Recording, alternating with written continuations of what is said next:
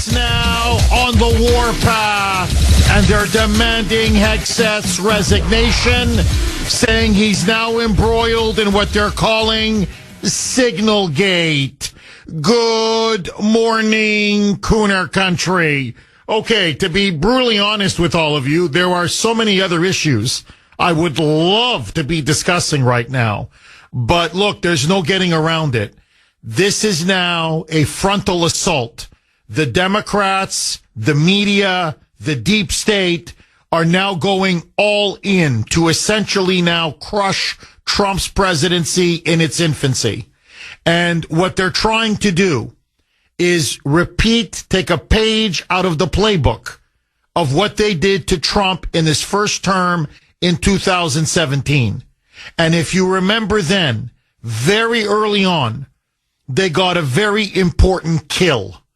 And that was General Mike Flynn, who they managed to push out, fabricating a story against him, in which eventually there was so much pressure, Trump had no choice but to demand Flynn's resignation, and he left as the national security advisor.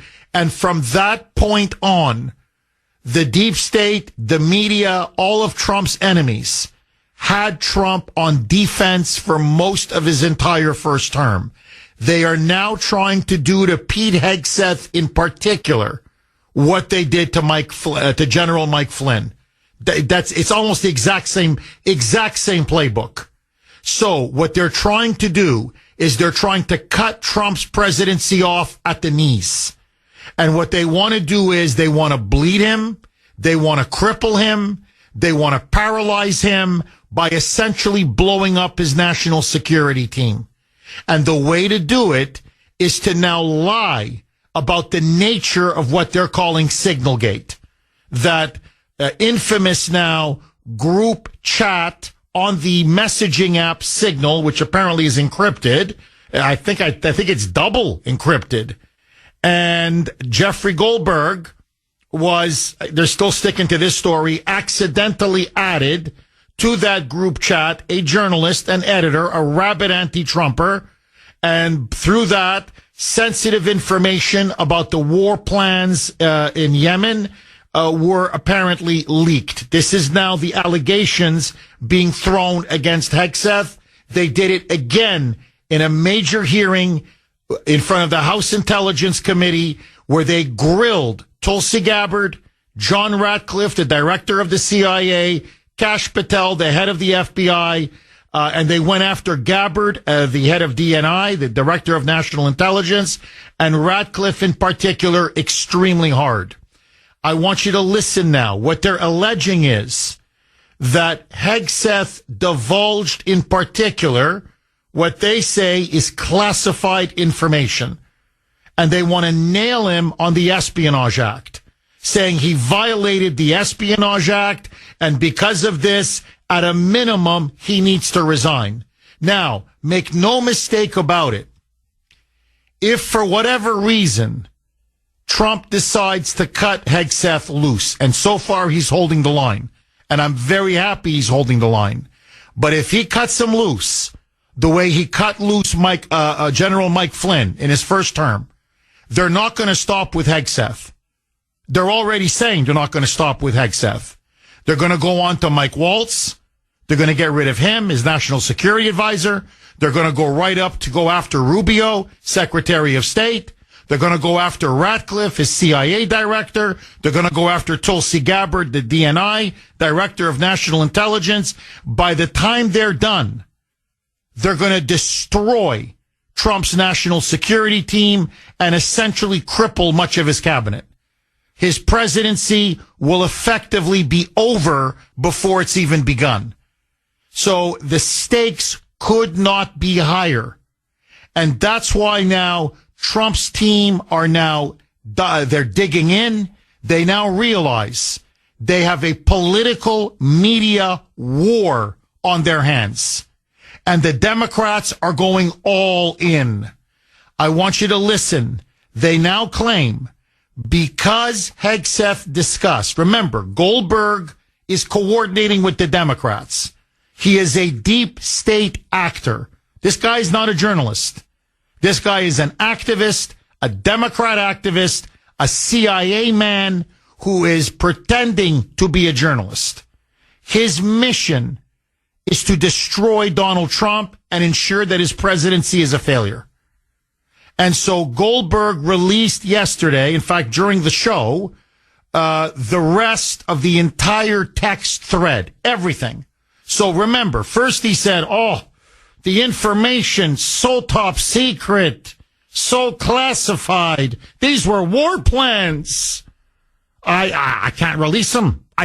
For the sake of national security, they cannot be released.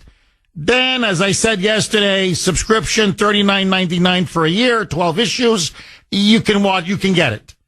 You can read all of it. So he's now released everything. Everything. It's all out there. So it went from national security to $39.99, and you can read everything. They released the text messages. The Democrats are running wild, and so is the media. It's front page across the entire country, in many ways the entire world. They're claiming that what was disclosed by Goldberg should be and is classified information, that it should be considered and is classified info. And what they show is the following: that Hegseth revealed that F-18 fighter jets were part of a mission, that bombs were dropping at about 12:15, that, without mentioning the name of the person, that the Houthis in Yemen's top missile guy was apparently entering a building to see his girlfriend, and that the building has collapsed and it looks like they've taken him out. So this is pretty much the most of what he revealed. They're saying that's clearly classified information and that now Hegseth needs to resign. And it is one after another, after another, after another. Listen now to Congressman Joaquin Castro at yesterday's House Intelligence Committee hearing, accusing Ratcliffe, accusing Tulsi Gabbard, accusing Kash Patel of lying, when all three of them have said no classified information was contained in that leak on Signal. Roll cut 15, Mike. Tulsi, you and I came into the Congress together in 2013. And Kash, you and I was serving on the Intelligence Committee when you worked on the Intelligence Committee. And John, you and I are both from Texas, and we both served together on the Intelligence Committee. The idea that this information, if it was presented to our committee, would not be classified, y'all know is a lie. That's ridiculous. I've seen things much less sensitive be presented to us with high classification. And to say that it isn't is a lie to the country. Was it a lie? That's now, look, they're trying to blow it up now. Now it's not just Espionage Act violations, leaking classified information, but you see, now it's a cover-up. That's where they're all, that's the narrative the Dems are trying to now create. That Tulsi Gabbard is covering up. That Ratcliffe is covering up. That Kash Patel is covering up. And it's to create now this illusion of this is obstruction of justice. That they're engaged in a massive, not just of a crime, but of a massive cover-up to wipe out Trump's cabinet. That's, in other words, they need a domino to fall. That domino is Hegseth. Once he falls, now they think they can run wild and smash and destroy much of Trump's administration. Listen now to Democrat Congressman Jimmy Gomez, again, on the House Intelligence Committee. And they're now getting vicious. Listen to him now say, was Hegseth drunk? Is Hegseth back on the bottle? Can Hegseth not control his drinking? Roll cut 16, Mike. To your knowledge, do you know whether Pete Hegseth had been drinking before he leaked classified information? I don't have any knowledge of Secretary Hegseth's personal habits. Director Radcliffe, same question. Yes or no? No, I'm going to answer that. I think that's an offensive line of questioning. The answer is no. I find it interesting that you want to... I'm going to answer... You asked me a question, you want an answer? No, listen, you don't want to focus on the good work that the CIA is doing, that the intelligence community... Director, I reclaim my time. Director, I reclaim my time. I mean, he's a smear merchant. This guy's a real scumbag. But see, now they want it out there that Hegseth's an alcoholic, that Hegseth is drinking again, that's why he was talking that much. That's why he was discussing certain aspects of the operation. Now, here are the facts. No targets were named. Not a single name. Not one name. Not one. No locations were named. No cities were named. No routes. No flight patterns. No sources. No methods. There was no classified information. They're making the whole damn thing up. And they're doing it because they want to take Pete Hegseth out. This is a political witch hunt. And as Trump said yesterday, Republicans better fight back. Agree, disagree, all of your calls. Next. 18 on the great WRKO. Jeff Kuhner, Boston's Bulldozer, 617-266-6868. If you want to be part of the show, it's opening day today. Can you believe it? Seriously, baseball season starts today. Huh? Okay, by the way, Mike and I were just talking. Red Sox look very good. Very good. Mike even thinks they can win the division. We'll see. 617-266-6868. Okay. Look, Hegseth is now fighting for his very life, political life. He's fighting for his very job. The Dems have made it very, very clear now. They're going to move heaven and earth. They want to take him out. They're calling for a special counsel. They want a full congressional investigation. They are now demanding his resignation over and over. Almost now every member of Congress has come out demanding Hegseth step down over what they're calling Signalgate. Hegseth has responded, and I think it's a brilliant response. Here's what he said on X. Let me get this straight. The Atlantic released the so-called war plans, and those plans, quote unquote, include no names, no targets, no locations, no units, no routes, no sources, no methods, and no classified information.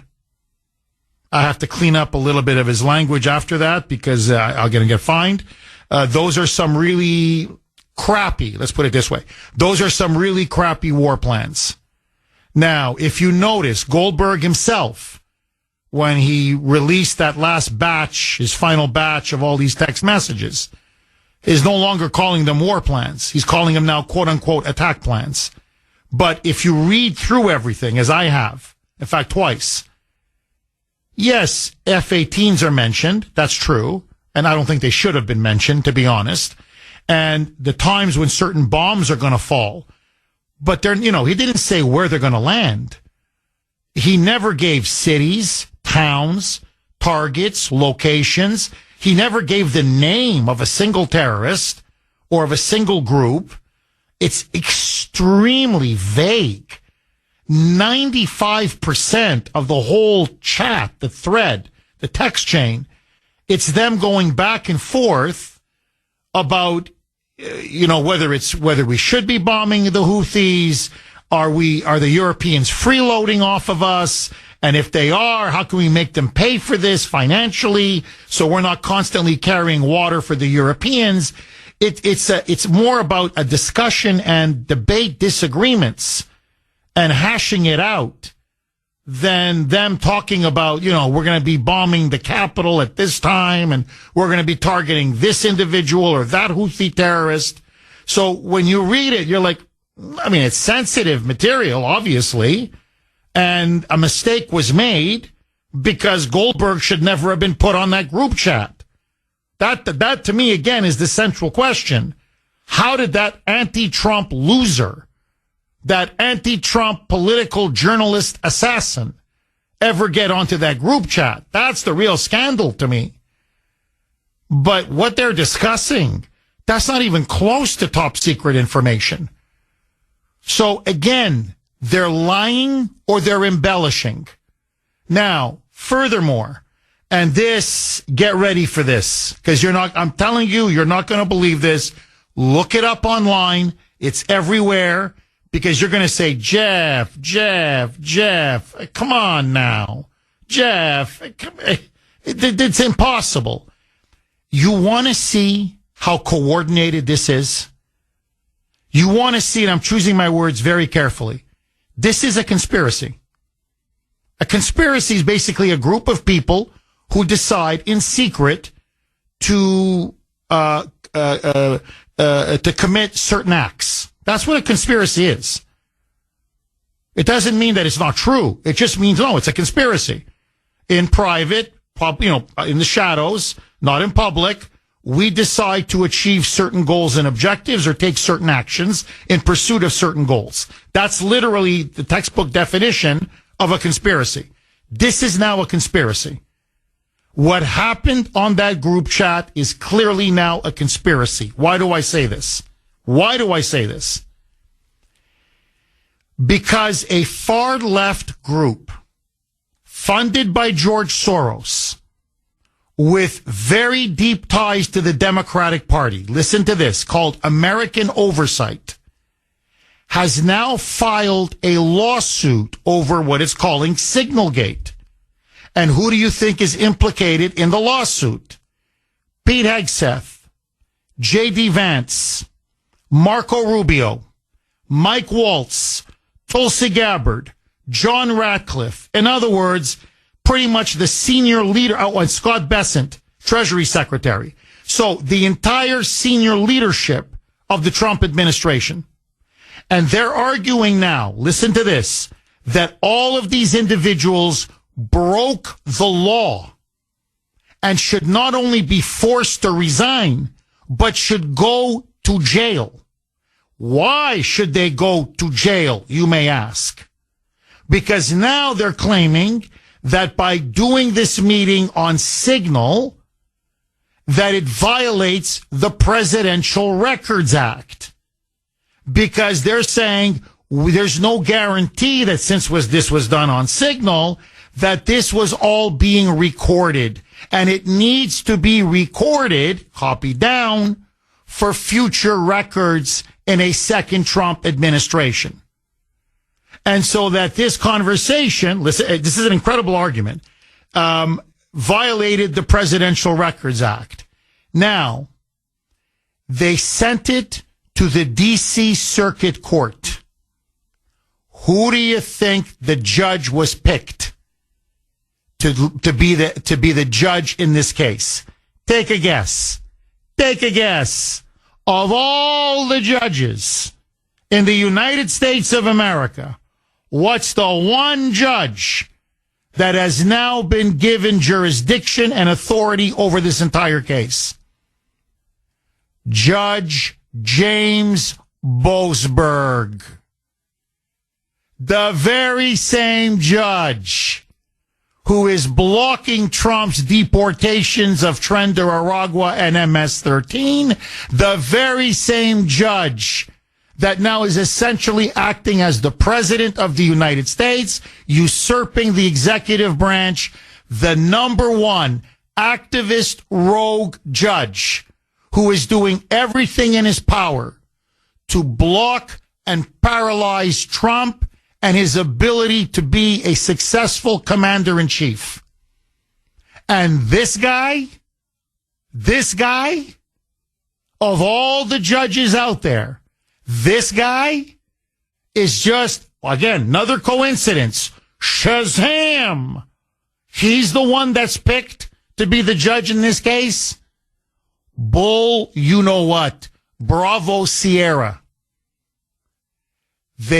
Boasberg took this case, which is illegal, by the way. You're not allowed to come in and grab cases. Boasberg took this case. He was told to take this case because now he's going to go after all of Trump's people. This is one massive setup. 6:33 on the great WRKO. Jeff Kuhner, Boston's Bulldozer, 617-266-6868. Okay, let me just make one more very quick point, and then I want to go to the blazing phone lines. Boasberg now being selected as the judge to now oversee this bogus garbage lawsuit, and it really is garbage, on Signalgate against pretty much Trump's entire cabinet. So they're going to try to bring the whole thing down. Boasberg is going to rule in their favor. I don't know what the hell Roberts is going to say after this, but to show you how outlandish it is. All right. And Sandy can back me up on this because she's a lawyer and she's dealt with a lot of cases, over her career. It's a raffle. It's like a lottery. Which judges get assigned what cases on a district court?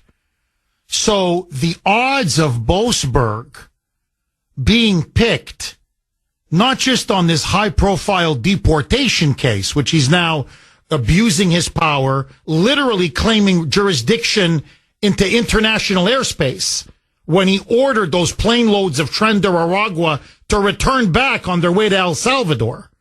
Okay, just to show you how drunk with power this guy is. But now he gets the Signalgate case too? That's almost statistically impossible. So it's obvious that this so-called, it was rigged. It's supposed to be like a raffle system. And by the way, and it normally takes weeks. This was done in 24 hours. So that it was done in 24 hours and that he's the guy, the judge that they now put on this Signalgate case clearly shows this is obvious weaponization of the justice system.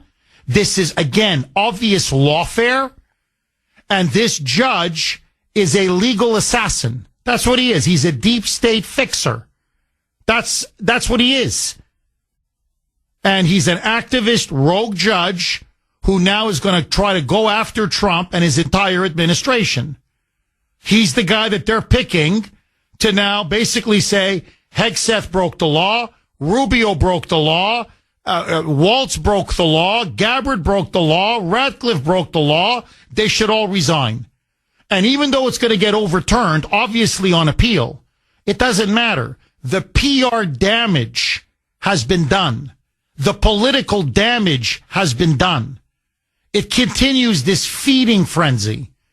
And so the administration is always placed on the defensive. And Trump's agenda is constantly blocked and derailed. And that's the point of all of this. That's why I'm telling you, Congress needs to step in. Where's Mini Mike? Seriously, where's Mike Johnson?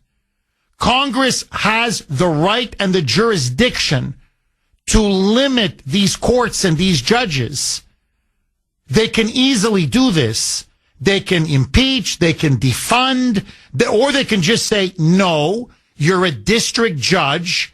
You don't have the right to overrule national policy. And by the way, this is not something radical.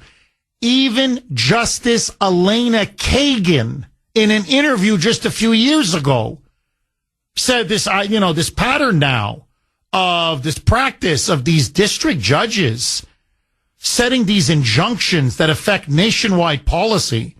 She goes, it's not what the founders intended. It's a massive abuse of judicial power. It's gross overreach. It's a complete usurpation of both the legislative branch and the executive branch. These district judges aren't kings. They're not presidents. They're not emperors. Okay, but let that go. The fact of the matter is that Boasberg was assigned to this case. It's a conspiracy. There's no question now. It was a setup. The whole thing is a setup. And let me add one other. You need to know this. And I want to give a big hat tip to Paul Sperry, who's one of the key people who broke this story. Again, one of the best investigative reporters in the country. Used to work for the New York Post, Investors Business Daily. He now works for Real Clear Politics. I love his stuff. 99 times out of 100, he's right. It's now come out. Hillary Clinton, remember her unsecure private email server that she had in the bathroom? while she was Secretary of State for years, and in which she was conducting official business? Classified information coming, classified information going, which was hacked and stolen by God knows how many people around the world, China, Russia, Iran. You remember all of that? And the deleted emails? Judge Boasberg ruled in her favor in 2016 that 14,900 emails that were considered classified on her private server and her private computer, she did not need to disclose until after the election with Trump. He was the judge that helped Hillary cover up her server, her classified emails, and the fact that she hid them from the American people. Boasberg has been a deep state fixer and a massive Democrat activist masquerading as a quote-unquote judge for over a decade now. Trump's got an insurrection. It's a real insurrection. And it's coming from the judiciary. It's coming from these rogue activist judges. And it's coming from the deep state. Agree, disagree, 617-266-6868. So let me ask you. It is the Kuhner Country poll question of the day, sponsored by Mario's. Mario's Quality Roofing, Siding, and Windows. Was the selection of Judge James Boasberg to oversee the Signalgate lawsuit, the Signalgate case, was it by chance? But you think it was just, again, the 1 in a billion coincidence? Just an absolute fluke of historic proportions? A, yes. B, no. You know my position. I am a no all the way, baby. There is no way this is by chance. No way was this by coincidence. This is rigged. This is deliberate. This is coordinated. This is now, to me, a clear conspiracy. And if I'm Trump, and if I'm Hegseth, and if I'm Rubio, and Gabbard, and Ratcliffe, and Waltz, and Vance, be very careful, because the long knives now are clearly out. You can vote on our webpage, wrko.com/Kuhner, wrko.com/Kuhner, KUHN as in National ER, or if you prefer, you can vote via X, my handle there, at the Kuhner Report, all one word, KUHN as in National ER. I want to hear from you. Was this by chance? A, yes. B, no. And let me ask all of you the bigger question. Was classified information divulged in that group chat? Should Pete Hegseth now be forced to resign? And are we now looking at a conspiracy to bring down Trump's presidency? Are we seeing a repeat of his first term?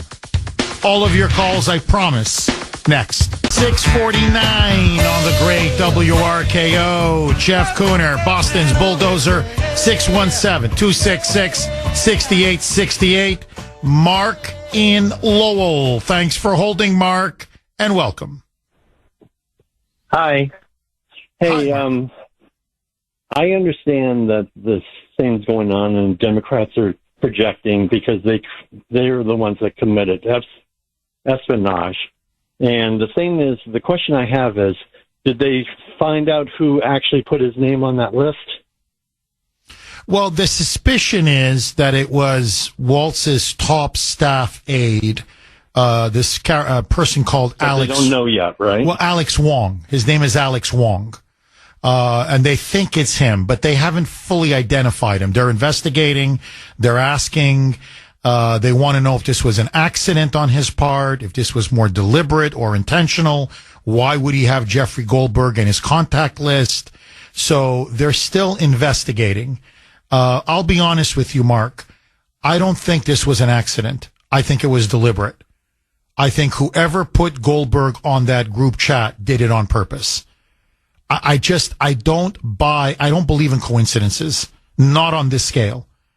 Of all of the journalists in the world, of all the people in the world, Jeffrey Goldberg, maybe the number one anti-Trumper in the print media, the man whose, Atlantic magazine is literally funded, it's owned by Lauren Powell Jobs, the wife of, late Steve Jobs, who is a huge globalist, huge believer in the New World Order, she's best friends with Kamala Harris. Literally best friends, buddies with Kamala. She's a diehard Democrat activist. Her purpose in life is to destroy Donald Trump. That's what the Atlantic exists. It loses money hand over fist. It's bleeding readers. It makes no money. She just keeps funding it over and over and over and over. It's a failing magazine, but it collects some of these leading liberal writers and pays them these ridiculous fees and salaries to just attack Trump. It's every issue is cover to cover anti-Trumpism. That's all they do is spit on Trump. And so this guy who came up with the suckers and losers hoax, made it up. This guy who pushed and peddled the Russia collusion hoax. This guy who went on about Hunter Biden's laptop being Russian disinformation. This guy who has been calling for Trump to be taken out by all means necessary. He's the guy that just magically, coincidentally, is on that group chat. I don't believe it. I don't believe it. And now what you're seeing, all the other pieces coming together, Boasberg now being assigned this case on this bogus lawsuit. The way the Democrats were all on the same page demanding Hegseth's resignation, that he then leaked the story originally the day before the Senate Intelligence Committee hearing to give it maximum bang. And the Democrats ran with it against Gabbard, Ratcliffe, and Patel. And then he does the follow-up where he releases the whole thread the day before, or the morning of, forgive me, the House Intelligence hearing yesterday. No, it's not going. This is clearly a coordinated attack. And it's a very serious attack because they're going for Trump's throat. And they're going through the cabinet to get to him. And they think they found his weak spot, which is Pete Hegseth. But I digress. Go ahead, Mark. They're ignoring the entire signal thing that was something that was already there in place, which our side made a mistake on, of course, President Trump. But the thing that I need to say is that I looked up Signal, the application. It's open source. That means anyone can look at the code, which means if this guy is a spy, which I believe he is, he's created espionage himself. Jeff, whatever his name is. Goldberg, Jeffrey Goldberg. Yeah. Right. And so it's time to seize his computers, find out what he has. Why did he even get onto this? And I'm telling you that this name was inserted because there's only 7 to 10 names on that list. And how can there be a mistake with 7 to 10 names? Well, Mark, it's an excellent point. Look, and just think about it, okay? And this is not original on my part. Many people are making this point. But what they're saying is, and they're right, they go, look, just accept their narrative, just for the sake of argument, okay? Here, let's just concede everything. It's classified information being discussed about a war in Yemen. It's war plans, classified information on a group chat with top Trump officials. And Goldberg, is just accidentally, what a coincidence, he's put inadvertently onto this group chat. Okay. Let's just accept it just for the sake of argument. Well, think about it. If you're listening to classified information and you're reading classified information and you don't have the clearance to do so, and he clearly doesn't, well, what does that make you? That makes you a spy. That's literally the definition of a spy. A spy is someone who collects top secret classified information. That's treason. That's sedition. That's against the law. Goldberg, by his own admission, is a spy. So what I don't understand, if he is a spy by his own, I'm telling you, okay, fine, we're going to accept everything that you're saying. Then you had no business listening, reading, taking screenshots, and certainly publishing. That means you've committed espionage. The FBI should be barreling down his door, seizing his computer, seizing his phones, and finding out how the hell he got put onto that group chat. But he should go to jail. That's spying. Am I wrong, Mark? You're not wrong at all. I agree 100%. And I mean, if that's what happened to our friends over at one of the newspapers, they come in, FBI comes in at 6 o'clock in the morning or 5, 4, and raid his place for nothing. Mark, no, you're dead on. Oh, really? You're dead on. It's time for the FBI to do a raid, guns blazing. I don't know if Goldberg is married or not. Frankly, I don't care. But if he is, go through his wife's underwear. No, I'm sorry, but what's sauce for the goose is sauce for the gander. If they can treat a former president like this over nothing, well, this guy just committed espionage. So again, by his own admission, he's just damned himself. Mark, thank you very much for that call. Look, again, this is not me. This was Joe Pags, okay, who you can hear on WRKO in the evenings, nationally syndicated. So this is his point, not mine. And I think he made the checkmate argument. And the checkmate argument is, he said on X, he posted on X, and he said, well, I know it's not classified information. I know that they didn't discuss classified information. How do I know? Because Jeffrey Goldberg literally released the entire text thread. So he reprinted and published all of this so-called classified information, but it can't be classified because if you publish classified information, that's against federal law, which means Goldberg has to go to jail. So it can't be classified information. How can it be classified information? The fact that Goldberg himself republished the whole text chain, that's proof it wasn't classified. Because if you publish classified information, bang, that's a massive crime. You're going to behind bars for at least 10 years. So his own actions show it wasn't classified. We don't even have to quibble about F-18s and, the bombs are dropping now. And is that, should that be classified? Should that not be classified? If he reprinted them, it's not classified. If you say it is classified, then he's got to go to jail. So take your pick. And that's why I think Kash Patel and Pam Bondi, again, need to move. They need to move on Jeffrey Goldberg. And you can kill this, you can literally nip this scandal, so-called scandal in air quotes. You can kill this and nip it in the bud. Arrest him on espionage. Arrest Goldberg on espionage. Then the left, to defend him, is going to have to say, no, it wasn't top secret. No, it wasn't classified. And I want to read to you something very quick. I know the lines are jammed, but this shows you the games that they're playing, okay? Here it is. I want to read this. This is Elizabeth Warren, Chief Fullable. And by the way, what she's saying is what many prominent Democrats are saying. The exact same wording. Now, the language is very important, okay? Here is what she wrote on X. You can look it up. Don't take my word for it. The American people aren't stupid. Pete Hegseth disclosed, here it comes now, sensitive information. put our troops at risk, and then lied about it. Trump must fire Hegseth. Notice now the shift in the narrative. First, it was top secret. Then it was classified. Now it's quote unquote sensitive. They're lying, and they know they're lying.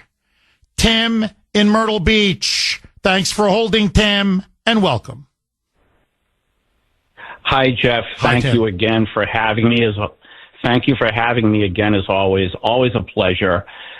All right, so this is about the fourth day you've been discussing the subject. I think it's been about 4 days. Let's call it 4 days. People like myself have been calling your show. We've been browbeating you about, Jeff, why aren't there mass arrests? How come they haven't made any arrests? We have let the enemy back into the game. You call this a conspiracy. This was done on purpose. Listen, I have no argument, okay? This is nefarious, of course. If we had made arrests, name the crime, again, I said this before when I called name the crime. If we have made mass arrests, the enemy would already be defeated, okay? By allowing them to do whatever dirty work that they're up to, we have let the enemy back into the game, okay? They're breathing again. If the Germans, to use an analogy, if they had taken Bastogne in Belgium, okay, they're back in the war. They have life again. Now you have the mainstream media. They're doing what they have done in his first 4 years. They are disparaging President Trump 24/7. This is just like his first 4 years. The enemy is back in the game again. This would be over. This wouldn't even be a thing if mass arrests were made. Okay? We had them. They were down. They were melting down. They were going crazy. That has all been erased because we let them back into the game. I have to say, Jeff, I'm extremely disappointed here. Well, Tim, look, just to reinforce what you're saying, because you are completely right. As I like to say, not 100, 1,000% correct. Okay? It's a big story. It's a huge story. Another one just broke. Apparently now, top Trump administration officials, and in particular, his national security team. Again, it's Hegseth, Waltz, Rubio, Ratcliffe, and Tulsi Gabbard. Their personal data has now been hacked and leaked. Their personal information, everything has now been hacked and it's being leaked. Because they want now to get a feeding frenzy to look for anything in their emails, in their text messages, where people can see, look at something, A, to embarrass them, B, to see if they can find anything to start charging them or creating a scandal or saying there's something criminal that's going on or something nefarious. Now, you have to understand, this is the Secretary of State, for God's sake. This is the National Security Advisor. This is the Director of National Intelligence. This is the Secretary of Defense. Very few people in the world can hack into their personal data and their personal information and then leak it all over the internet. I think it's an inside job. You can say, well, the Russians, why would the Russians do it? They're about to make peace with, Trump is helping them make peace in Ukraine. They have no incentive now to humiliate or hurt this administration. Iran is way too weak now.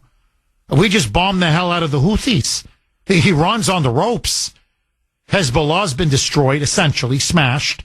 Hamas is almost dead. They're basically in their death throes. Iran's got huge problems. China, maybe, but they've got Trump, with these tariffs, and I think the last thing they want to do is enrage him and anger him, so he's going to slap on even more tariffs, which could really sink the Chinese economy. It smells of an inside job. Again, coordinated.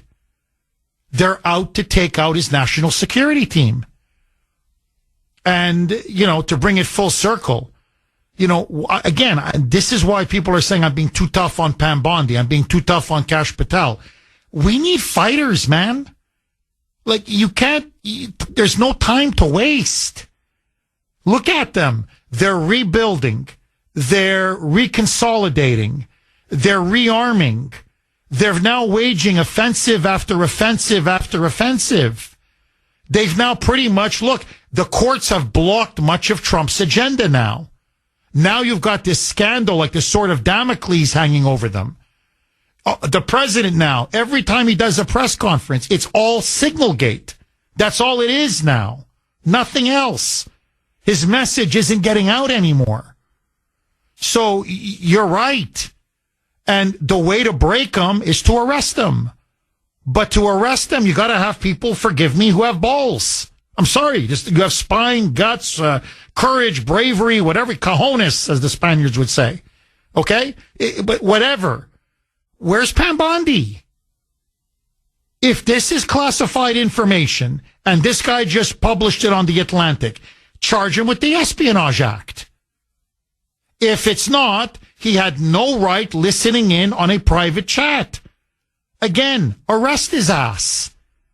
You don't need to everyone's like, well, she's got to shake up the DOJ and she's got to weed out all of these anti-Trumpers. You can do both. You can walk and chew gum.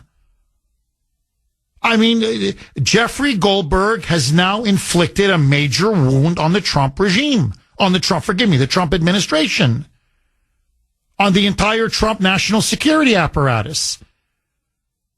And he did it with the help of someone on the inside. Kash Patel should be knocking on his door. Pam Bondi should be helping Kash Patel write up an indictment to put him and his magazine out of business. Instead, nothing. It's always nothing. It's talk. It's interviews on Fox News. It's threats. It's here. Jasmine Crockett just assaulted a journalist. Okay? 2 days after Pam Bondi told her, because she's threatening to kill Elon. She's calling people to shoot and kill Elon. And Pam Bondi says to her, tread carefully. In other words, if you're openly calling or inciting violence, be careful. Even though you're a member of Congress, we could arrest you. She literally assaults a journalist 2 days later. Nothing. Where's Pam Bondi?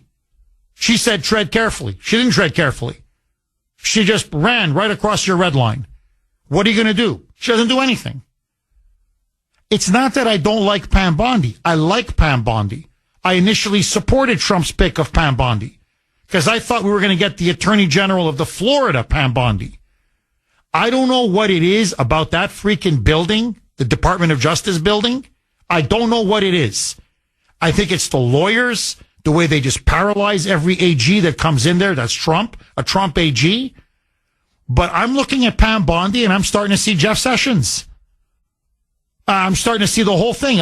I've seen this movie before and I didn't like it the first time and I'm not liking it the second time. So look, I know he wants to give her a chance. I know it's still early, but Trump's got to pick up the phone and tell his attorney general, listen, Pam, get off Fox News for God's sake and start arresting people. Tim, am I wrong? 100% correct. We had them. They were defeated. All you had to do was that, if you will, that mass roundup. And I mean hundreds. And you could have put them in handcuffs. This wouldn't have even happened. The Granny Warrens of the world would have no voice. They wouldn't be shooting off their mouths. They would have nothing. The war would be over. You have to make mass arrests, Jeff. You have to. If they're not going to do it, we're not going to win. People have to go to jail. If they don't go to jail, I'm telling you, they're going to be back in power before you know it. Tim, thank you very much for that call. Paul in New Hampshire. Thanks for holding, Paul, and welcome. Hi, Jeff. All I needed to do immediately was knock on Goldberg's door, and, well, it's too late now. Trump was given a fabulous opportunity I mean, the era of using the chat group was minor, very explainable, but they gave him such a wonderful gift, and the FBI should have been at Goldberg's door the next day, seizing his computer, pulling a raid, inviting the cameras, CNN to watch. This would be over. And, I'm not going to repeat what the last three callers said, but if write this down. This may be the end of Trump's administration. He was given such a gift, and I don't know why they haven't used it. Well, Paul, that's why I'm urging him for and he's holding the line. He knows better than I do what's at stake. He cannot throw Hegseth overboard. He can't. He can't. Because if he gives him a scalp, they're not going to stop. His whole presidency then is going to collapse. So he's got to hold the line, and they've got to start pushing back on some of these outlandish claims. Like, they just got to stop. They got to, come on, guys, you got to go on offense. And one of the best ways to go on offense is exactly what you said, Paul. This journalist was listening in on a private conversation discussing sensitive information about Yemen. And he didn't just say, no, I'm not, I'm not allowed to be privy to this information. Throw the book at the SOB. Thank you for that call, Paul. Okay, let me throw this log on the fire. Because Sandy made the point to me off air, and she thinks it bears me saying it on the air, which is, maybe Goldberg's a lowlife. Maybe he is a sleazebag. But according to Sandy, she says he's not a criminal. There's no grounds to arrest him or go after him on anything. Why? Because according to Sandy, he was invited to the group chat. It's not like he was eavesdropping, going out of his way to spy or listen in on a conversation. They invited him, or to be more accurate, Mike Waltz or his aide, Alex Wong, whoever. They were the ones who dialed him in and included him and invited him in to this group chat. So, according to her, well, if he's invited in, the onus is on them, not on him. And if they did share classified information, then it's not his fault. It's the fault of the person who's leaking the classified information, not the fault of the person who's receiving the classified information. And then Sandy says ditto on him publishing the text chain and the contents of that whole discussion and debate about Yemen, because again, he received it. So once he received it, he has the right to do with it what he wants. He can listen, he can watch, he can take notes, he can take screenshots. If he wants to publish it, that's his right. It may be the sleazy thing to do. It's not right, but it's not illegal. That's Sandy's point. So I want to ask all of you, do you agree with Sandy? Do you think that what Goldberg did wasn't illegal? Especially, and this is Sandy's, I think, ultimate argument, that she says, look, the administration is saying it's not classified, that there was no classified information or war plans or anything top secret. So if there was no classified information, then what's wrong with Jeffrey Goldberg, A, if he's invited, listening in or being included, and B, publishing the information? Agree, disagree, 617-266-6868 is the number. Okay, this is what many of you are texting to the Kuhner man. This is from 703. And by the way, you can text us 70470, 70470. Jeff, the moment Goldberg realized he was in what he considered to be a quote-unquote classified briefing, he should have immediately quit the group. When he did not, he became a spy. The fact he was actively screenshotting messages makes it even worse. Well, you see, I think that's a key part of the argument. Goldberg himself kept saying, to me, this was classified. To me, I believed I was in a classified setting. To me, this was clearly classified information. So the moment he admits, he goes, no, I was listening in on stuff. I thought it was clearly classified. That's where I think now you can get him on the Espionage Act. In fact, let me just read one more. 617. Jeff, the signal messages were sensitive. They were not classified. But Goldberg published them believing them to be classified with the intent of harming the U.S. government. That's espionage, treason, and sedition. Who do you agree with? 617-266-6868 is the number. Bob in Raynham. Thanks for holding, Bob, and welcome. Hey, Jeff. How's it going? I'm good. How are you, Bob? Good. Hey, I'd like to throw this log on the fire. So many of us here in the Northeast work for, say, Raytheons and Northrops and so on. And, we're actually trained that if we were to be invited to something, that we're not supposed to be invited to, obviously we're not supposed to listen to it or anything. And that could easily be happen by, having a common last name or,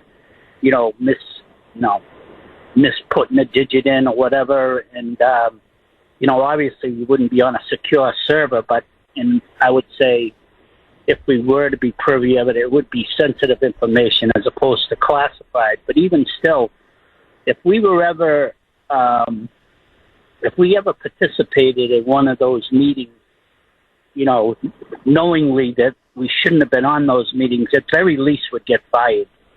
And, I know this guy's a reporter and, they're looking for the next scoop or whatever. But for him to do what he did, he definitely should be put under the bright lights at least. And, I mean, they should be, what do you call it? I forget what they call it. Is it anyway? Deplatformed? Defunded? Gathering all the information they can out of this guy as to what happened, how, whatever.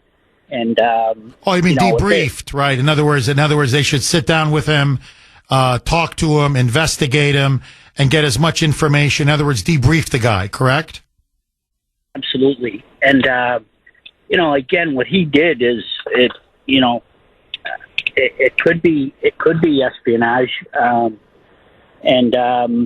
But again, like any loyal American, I mean, he's the guy that put these people at risk he should have went to the Department of Defense or whoever he has a contact with and said, hey, listen, I heard this. You guys better tighten this thing up and, did the right thing rather than, I mean, obviously he's trying to destroy President Trump and they all are, but I mean, he's the one that could have got our soldiers in danger's way and now our enemies know where to look for, hey, let's take a look at this platform. Let's take a look at this. So he's the one that's opened us up for our enemies to try to figure out. He's a complete scumbag. No, look, Bob, you're dead on. Well, look, Goldberg is a deep state operative. He's CIA, probably even Mossad.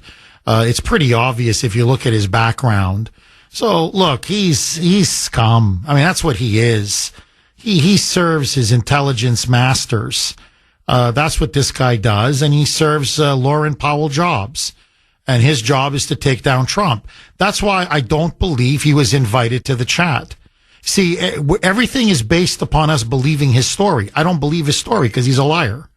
I don't believe him. That's why I think there needs to be an investigation. Because I don't believe he was quote unquote accidentally invited. I think he was told ahead of time. You're going to get, we're going to rope you in and you're going to listen to this conversation. Okay. What they're also trying to do now is they're trying to peg Hegseth as a drunk. as an alcoholic. And they know it's a lie. They know it's defamation. They know it's a smear. But they raised that issue again and again during his confirmation hearings. And so, for whatever reason, now, if you read the text thread, okay, as I have twice, I don't know how you can possibly think he was under the influence. He was sharp. He was engaged. He was going back and forth. He was intellectually cogent, incisive. Overall, the operation was immaculate. I mean, again, Trump is making that argument. He made it again yesterday. I can play you some clips where he's saying, you guys are going on about Signalgate, Signalgate, Signalgate. He goes, this is a witch hunt. What you're not talking about is how magnificent and flawless the entire operation was. It went off without a hitch. Without a hitch. We got everybody we wanted to get. We decapitated the Houthi terrorist leadership. We took out so many of their missiles, their command and center sites and operations. We've delivered a massive body blow. Not a single U.S. service member was killed. No one was even wounded. It was no loss of American life. And we didn't wipe them out, obviously, but we did tremendous damage to the Houthis. He goes, I don't know what to tell you. It's almost as surgical and precise and clean an operation you can have. And that was the point Ratcliffe was trying to make yesterday on the Hill when the Dems were libeling Hegseth. Was he drunk? Was he under the influence? Was he boozing it up there when he was out there on that text group chat? And Ratcliffe is like, A, no. B, look at the operation. Just look at the operation. What's the matter with you? The performance was at the highest level. But that didn't stop the Democrats. Listen now. Remember, it's like Russia. You just keep repeating a lie over and over and over and over again. And even when it's thoroughly discredited and thoroughly debunked, the Bills in Sudbury, to this day, I'm telling you, still talk about Trump and Russia as if there's some kind of a connection. Or Trump and Putin as if there's some kind of a connection. So that's what they're trying to do now with Hegseth. They're trying to label him almost on his forehead as alcoholic, boozer, frat boy, drunk. Listen now. This is Congressman Jimmy Gomez. So he goes after Ratcliffe saying, was he drunk during the planning of this Houthi attack? And Ratcliffe says, that's offensive. It's disgusting and it's offensive. In other words, you have no evidence for any of this. You're literally just making it up to smear this man. Gomez goes crazy. I want to reclaim my time. This is my time. And then he doubles down. Listen now to this. Roll cut 16A, Mike. I have huge respect for the CIA, huge respect for our men and women in uniform. But this was a question that's on the top of minds of every American, right?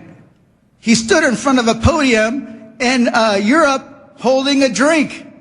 So, of course, we want to know if his performance is compromised. If people were asking if the General Austin was compromised because of a heart issue.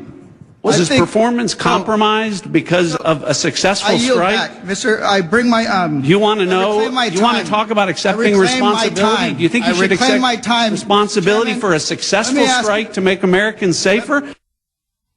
In other words, what are you complaining about?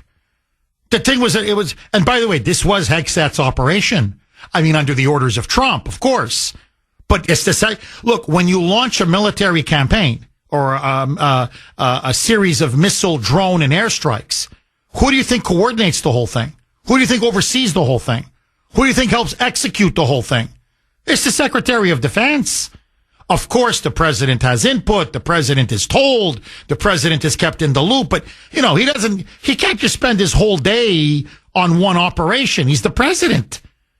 He's got to deal with tariffs. He's got to deal with Congress. He's got to deal with the border. He's got a million things on his plate.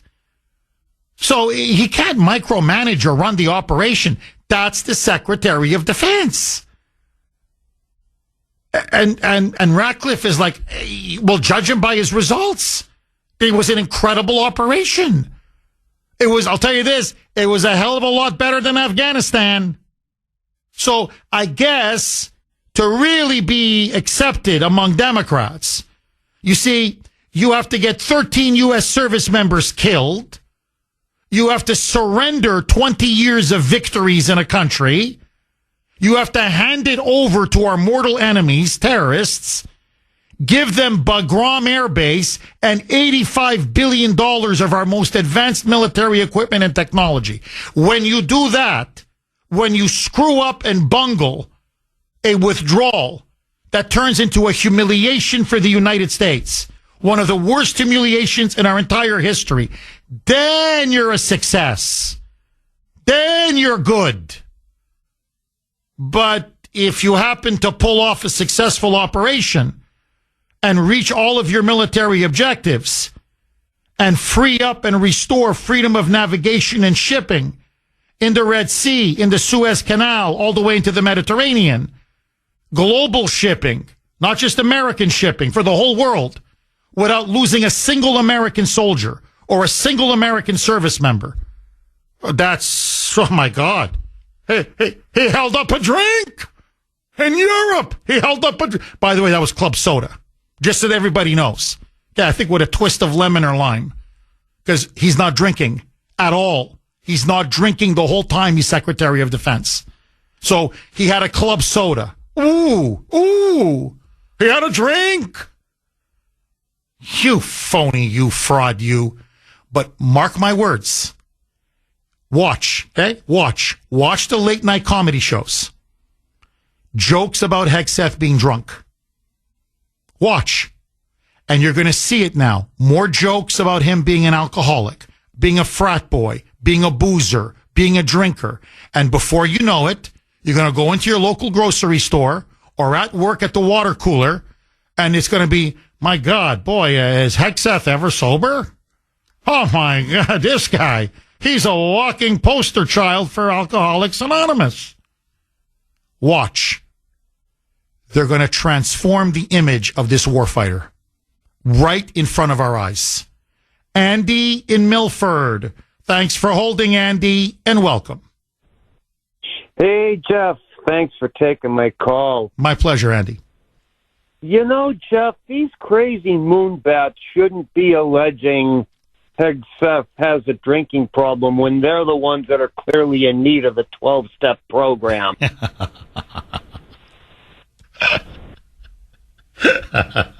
Well, and who did they run as their presidential candidate? I mean, Kamala Harris. You know, and Andy, please, I want you to hang on, okay? I want you to hang over because we're up against the break. But I don't know if you caught that crack J.D. Vance made about a week ago. Okay, let's go right back to Andy in Milford. Andy, please pick up where you left off. Okay, Jeff, like I was saying, it just really came to me that, okay, they're insisting that Hegseth has a drinking problem, but given their behavior and actions, they're the ones that are clearly in need of a 12-step program. So that's an interesting irony there. In the broader context, though, Jeff, this whole thing, this that broke with this signal gate, I find myself the thing, you know, and obviously they're trying to run the playbook that they ran in Trump's first administration. What's different is, and I know I circle back to this a lot, is Trump comes back to office with 312 electoral votes and a popular vote mandate of over 78 million Americans. Okay, that's the big and important difference.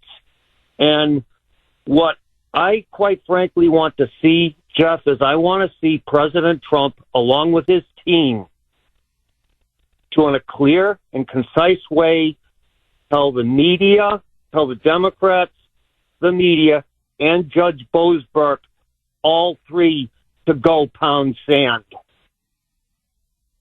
I want to see them communicate that to all three in a clear and concise way. And if they do that, Jeff, the American people are going to have their backs. And it's like, and Trump should just throw down the gauntlet and just tell them, okay, what are you going to do? Arrest me? Who's going to enforce that? Hash Patel's FBI? Okay, what are you going to do? Charge me? And who's going to enforce that? Pam Bondi's DOJ? And I really think they have to have the Andrew Jackson option. I really agree. Andy, I couldn't agree with you more. I think you really put your finger on it. Look, I think Trump made a tactical mistake. Look, I think his presidency, I've never seen someone be so successful, honestly, in the first couple months of any presidency. I think it's unprecedented, really. And I think Sandy, when we're in our pre-show production meeting, you know, she said, I think a lot of this, Jeff, yes, it's lawfare. Yes, it's a conspiracy. There's no question now it's a conspiracy. The evidence is overwhelming. I think irrefutable. So she goes, they're out to bring him down. There's no question. But the other reason is they want to distract the American people from all of his successes. You know, and Trump is, you know, we take it like, it's like, I don't know, like, you know, buying a loaf of bread and a cart, you know, whatever, and milk at 7-Eleven. This Yemen operation, this is the Middle East.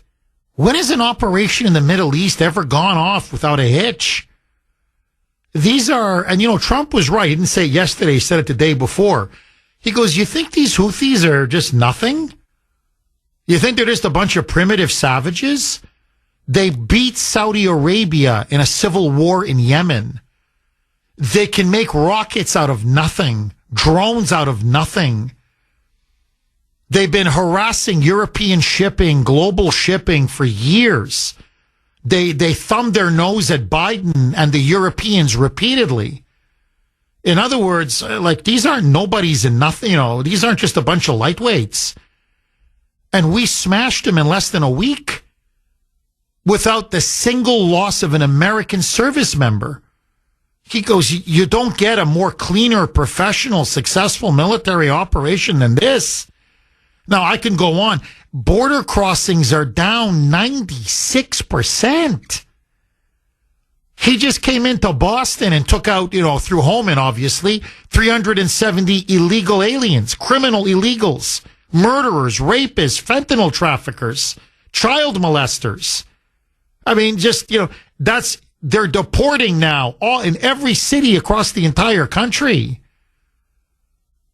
We're on the verge. They just did a ceasefire in the Black Sea. So it's not just a ceasefire for energy and infrastructure. It's a maritime ceasefire between Russia and Ukraine. They're a couple weeks away from maybe a full ceasefire and an armistice. I mean, I could just go on and on and on. It's one accomplishment after another. I mean, I've never seen anything like this. So he just broke Columbia. Columbia University now is going to reverse all of its policies and guarantee safety for Jewish students on campus. Trump said, or you're going to lose $400 million in funding.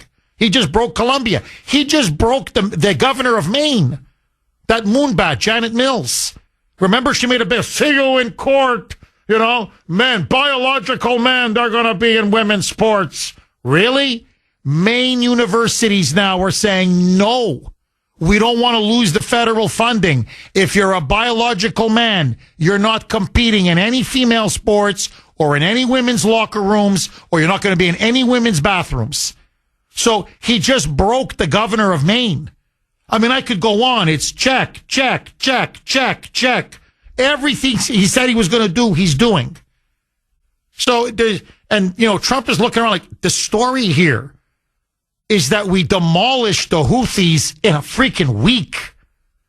And you guys are going on to me about this Signal app? Like, are you serious? Okay, Mike Waltz made a mistake. There was a reporter that was on that shouldn't have been on. Trust me, it won't happen again. And if there's a mole, we're going to find out who it is and we're going to look into it. But don't turn it into something that it's not. Look, there were no boots on the ground. No lives were jeopardized. The operation was a stunning success. So, in other words, it had no impact whatsoever. Zero. Well, it may have led to this. It may have, may. Who cares? That and $1.50 will buy you a cup of coffee. Who cares? So, Andy, you're completely right. Trump's got to go bypass the media. He's got to speak directly to the American people. And I think he's got to level with them. Not that he's not, but I'm just saying he's got to, how do I say this? It's got to be a really strong, straight message to them. They're trying to destroy my presidency, reduce it to rubble over nothing, over lies, just like they were doing to me in the first term. And I want you to know, I've got a mandate. 78 million people voted for me. Every single swing state. Every single swing state. We won the House. We won the Senate. We won the Electoral College with 312 votes. We have a mandate to implement the agenda that you elected me to implement. And these rogue judges, this media here, and the Democrats are standing in our way. Not my way, our way. And they're blocking us from achieving the best that we can achieve for all of you. And really, Trump, to me, this is his ace in the hole. This is his, pardon the pun, this is his Trump argument. Look at everything I've accomplished. Imagine what I could do if I wasn't being obstructed at every turn. Do you know what I could do for all of you? Inflation would be tamed by now. I'd have lowered grocery prices by now. I'd have gas at $2 a gallon for you by now. Like, in other words, we could be doing even so much more. But they keep blocking us because they're afraid. Once you see how successful my philosophy and my agenda is, you will never vote for another radical Democrat again. And they know it. So, Andy, I'm with you. I think, look, this is a watershed now in his presidency. There's no question. The enemy is going all in to defeat him, to stop him, to blow him up. Okay? Blow him up at the pass. He's got to meet fire with fire. And he's got to talk straight to the American people. And under no conditions does he cut Hegseth or anyone else loose. Now, if we find out Mike Waltz was, was a mole, or that Mike Waltz betrayed the president, well, that's something else. But unless you have hard, 100% accurate evidence, you don't throw anybody overboard. Why? Why?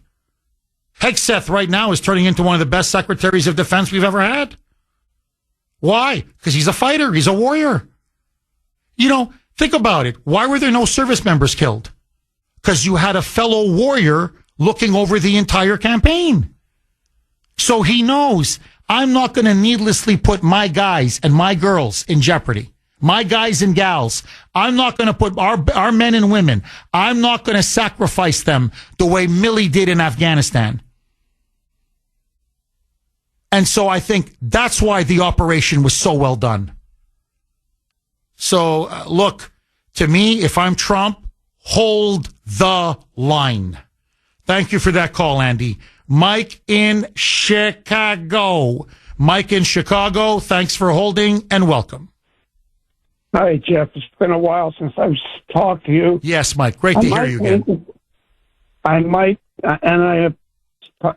sorry about your father. I really am. Thank you. Thank you, Mike. As history repeating itself, like I'm a Jew, and everyone's saying that we're Nazis, that there were Nazis, and yet all the things that are happening on these campuses are what the Nazis did to the Jews in Germany. when they're burning down the car dealerships, that's another Kristallnacht. I mean, just in my opinion. And I also came up with the idea while I'm listening is that this is like Easter 2.0. They're trying to crucify this man and his people, that his cabinet are his apostles. They're trying to go after everybody. Jeff, I'm not a religious person. I'm a Jew. I'm not a religious person, but I believe that history is just going around again. This judge is Pontius Pilate. It sounds crazy. And the guy, if he did turn someone in, is Judas. And these people are bullets. And when I was a kid, I used to be bullied by these people. And once you fight back against bullies, you punch them in the nose, even if you get, excuse my language, you get the crap beat out of you, he isn't going to bother you again. They know if you keep running away, it's time, Jeff, for this country to turn the other cheek and fight fire with fire.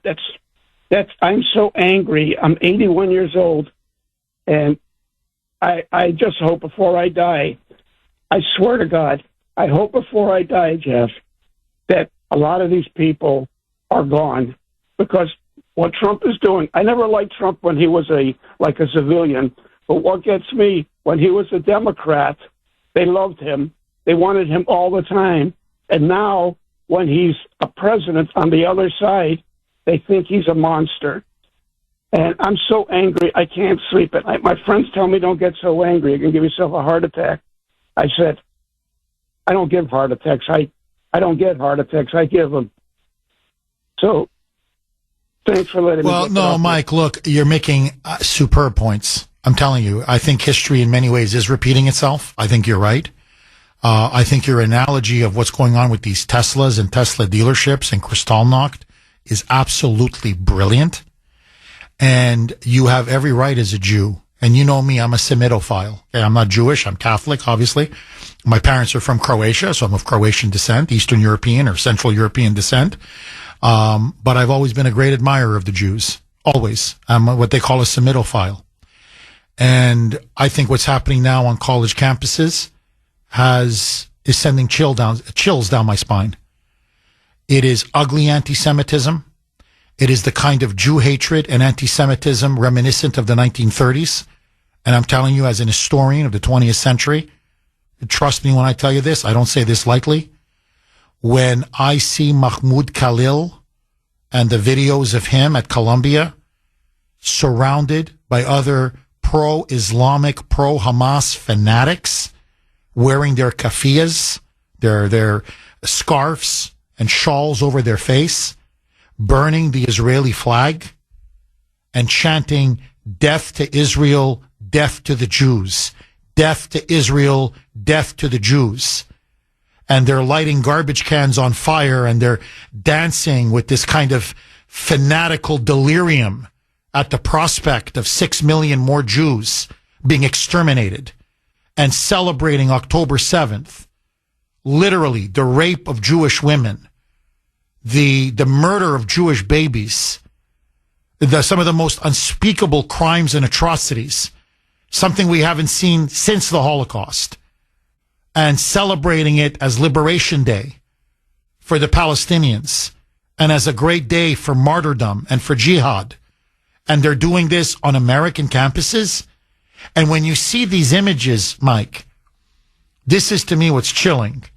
You're looking at University of Wisconsin, Columbia, Harvard, Yale, University of Pennsylvania, University of California, Berkeley, University of Michigan. Now, it's not just that they're elite top schools. These are American schools, American campuses, many of them American students. And I swear to God, you look at this, and if you just look at the images, don't look at the chatter where they say the university, you would think, well, this is Gaza. You would say this is the West Bank, this is Ramallah. You would say this is Kabul in Afghanistan, these are Taliban, or this is Al-Qaeda. la la la la la la la la la la la la. I'm serious, with their tongues out. La la la la la la. And then in Arabic or some other foreign language, death to the Jews, death to Israel, death to the Jews, death to Israel. And I'm like, and this is happening in America? You've brought the Intifada to America? And just to wrap it up, Mike, and I'm a little bit off topic, but it explains the sickness of the Democratic Party. What hill are they dying on now? Because now they're willing to fight to the death. They're willing to fight to the death over Mahmoud Khalil, a pro-Hamas, pro-Palestinian, clearly anti-Semitic. He's a Jew hater to the core, pro-terrorist activist from Syria who has a passport to Algeria, who, if they deport him, I don't know where they're going to deport him, but essentially a man who has been organizing illegal activities on campuses to target Jews and shut down the entire college. And the Democrats are defending him? Are you kidding me? Are you a foreigner on a student visa, whatever, a green card? It's disgusting. Or Trender Aragua, Judge Boasberg, who now is going to oversee this Signalgate case. Literally defending a violent terrorist organization, the most brutal, murderous, violent, transnational criminal organization in the Western Hemisphere, maybe in the world. We're talking mass rapes. We're talking mass murders. We're talking fentanyl, weapons trafficking, child sex trafficking, terrorizing Americans in city after city. And they're going to prevent them from being deported? They want to keep them in the United States? Mike, these people are sick. I'm telling you, they're sick. So, yeah, if I were Jewish, I would have a hard time sleeping at night, too. Now, the good thing is we've got Trump. We've got Kash Patel. We've got Pam Bondi. We've got Pete Hegseth. We've got Rubio, who I think is turning out to be a very strong Secretary of State. I had my doubts about him, but so far, I got to say, he's delivering. And so he's got an impressive team around him. J.D. Vance is, I think, one of the best vice presidents we've ever had. Again, it's still early, but Stephen Miller, I mean, I could go on and on. He's surrounded himself with some really good quality people. And Trump is delivering, promises made, promises kept. He said, I'm going to clean up these campuses. He's doing it. He said, I'm going to deport these pro-Hamas protesters who are foreign students. He's doing it. He says, we're going to de-radicalize these campuses. He's doing it. He says, I'm not going to accept anti-Semitism anymore. He's doing it. We're going to crack down on domestic terrorism. He's doing it. So, and with Israel, they're on the verge of an historic victory in Gaza. Hamas is now shattered. It has been smashed. I don't know if you've seen the big story the last 2 days, Mike. Palestinians in Gaza, again, Palestinians in Gaza are now protesting against Hamas on the streets, saying they have brought us disaster, death, and destruction. They have to go. We can make peace with the Jews and with Israel, not with Hamas. So, Mike, we're living in, honestly, these are historic times. Historic times. And I believe that Donald J. Trump will go down in history as one of the greatest presidents, the way we look at Winston Churchill or Ronald Reagan. The right man for the right moment at the right time. And that's why, and I think the Democrats sense that. He is shifting the country now to the right. He is shifting it now to nationalism and patriotism. He is shifting it now, I believe, for a MAGA majority, a Republican conservative majority for at least a generation. The only thing I can compare him to is FDR. The way FDR put the Republicans in the political wilderness really for 20 years. Trump now is on the verge of being the FDR of the 21st century.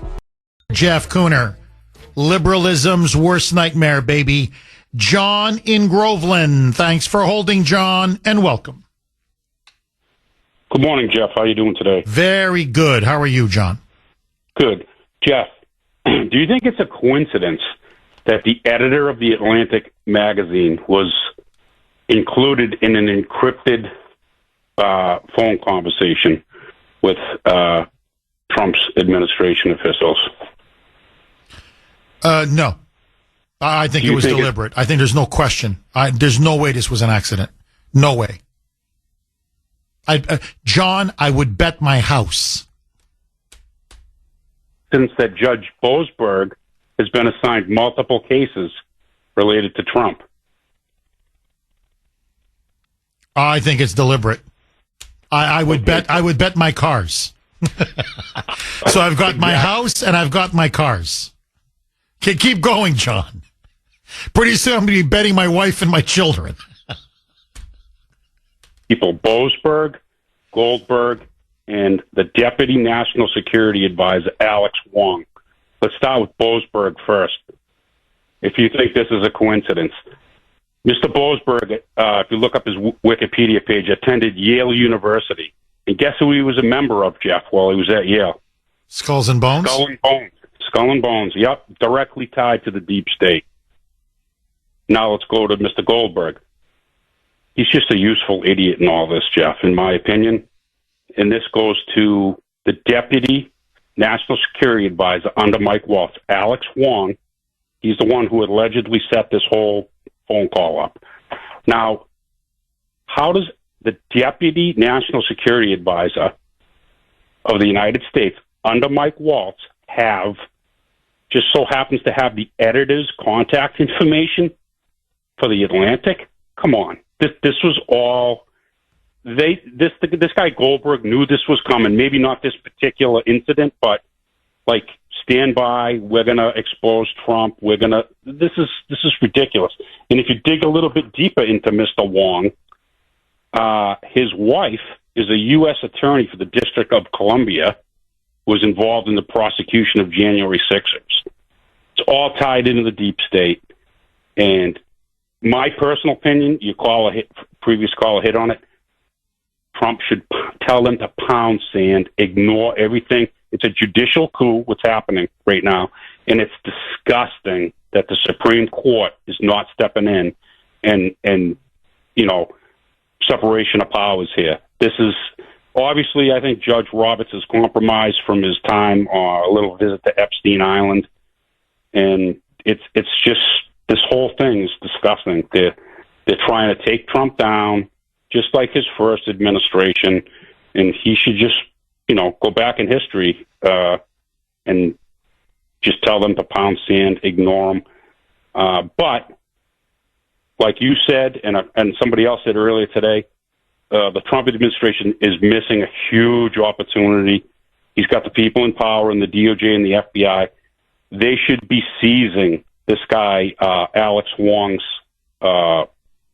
computers, cell phones, everything. The day that this happened, it should be forensically audited to get to the bottom of this. John, you're on fire. Let me tell you right now, you're on absolute fire. And look, I think Alex Wong, first of all, I think they should have seized Goldberg's phone and his computer right away. And I think you could crack this thing wide open. But I think the person of interest now is Alex Wong. And he's the one who apparently set up the whole group chat. It was him.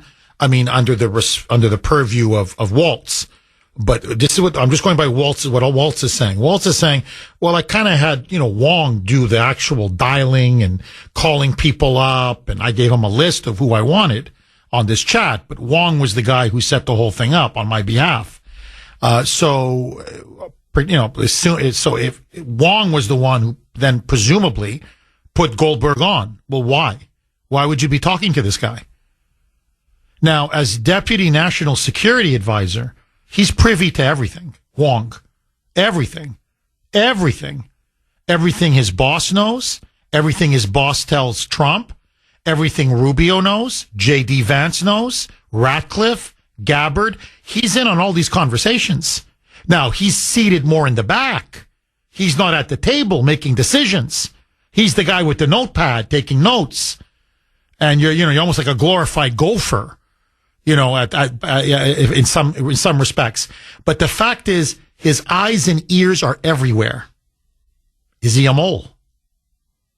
And then you cite his background. And then you cite his wife's background. And then I read last night, now it's Laura Loomer. That's the thing about Laura Loomer. She's either hit or miss. Sometimes it's incredible, the stuff she's able to get.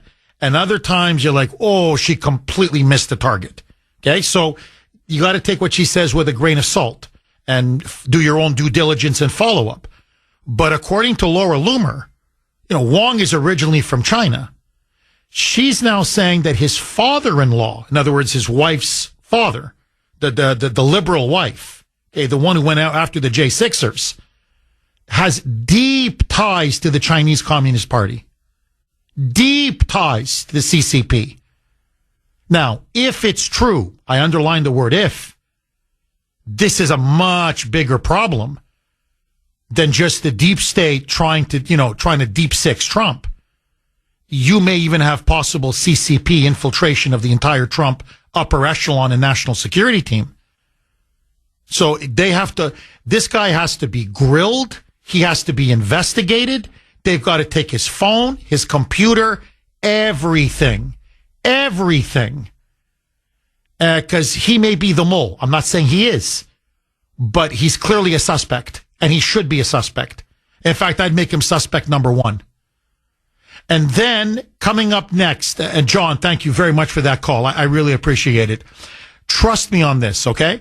Coming up next, Paul Sperry. As you know, he's one of the most respected reporters in the country. I love his stuff. 99 out of 100, he's right. He's one of the top investigative reporters. He is now done digging into Mike Waltz. And you're not going to believe what he's now saying about Mike Waltz. So this Mike Waltz, Alex Wong connection, the national security advisor and his top aide, that's the nexus that I think needs to be looked at here from within the administration. And you're not going to believe what Paul Sperry is now saying and reporting about Mike Waltz. So, again, if it's true, he's usually right. Not always. Reporters get it wrong sometimes.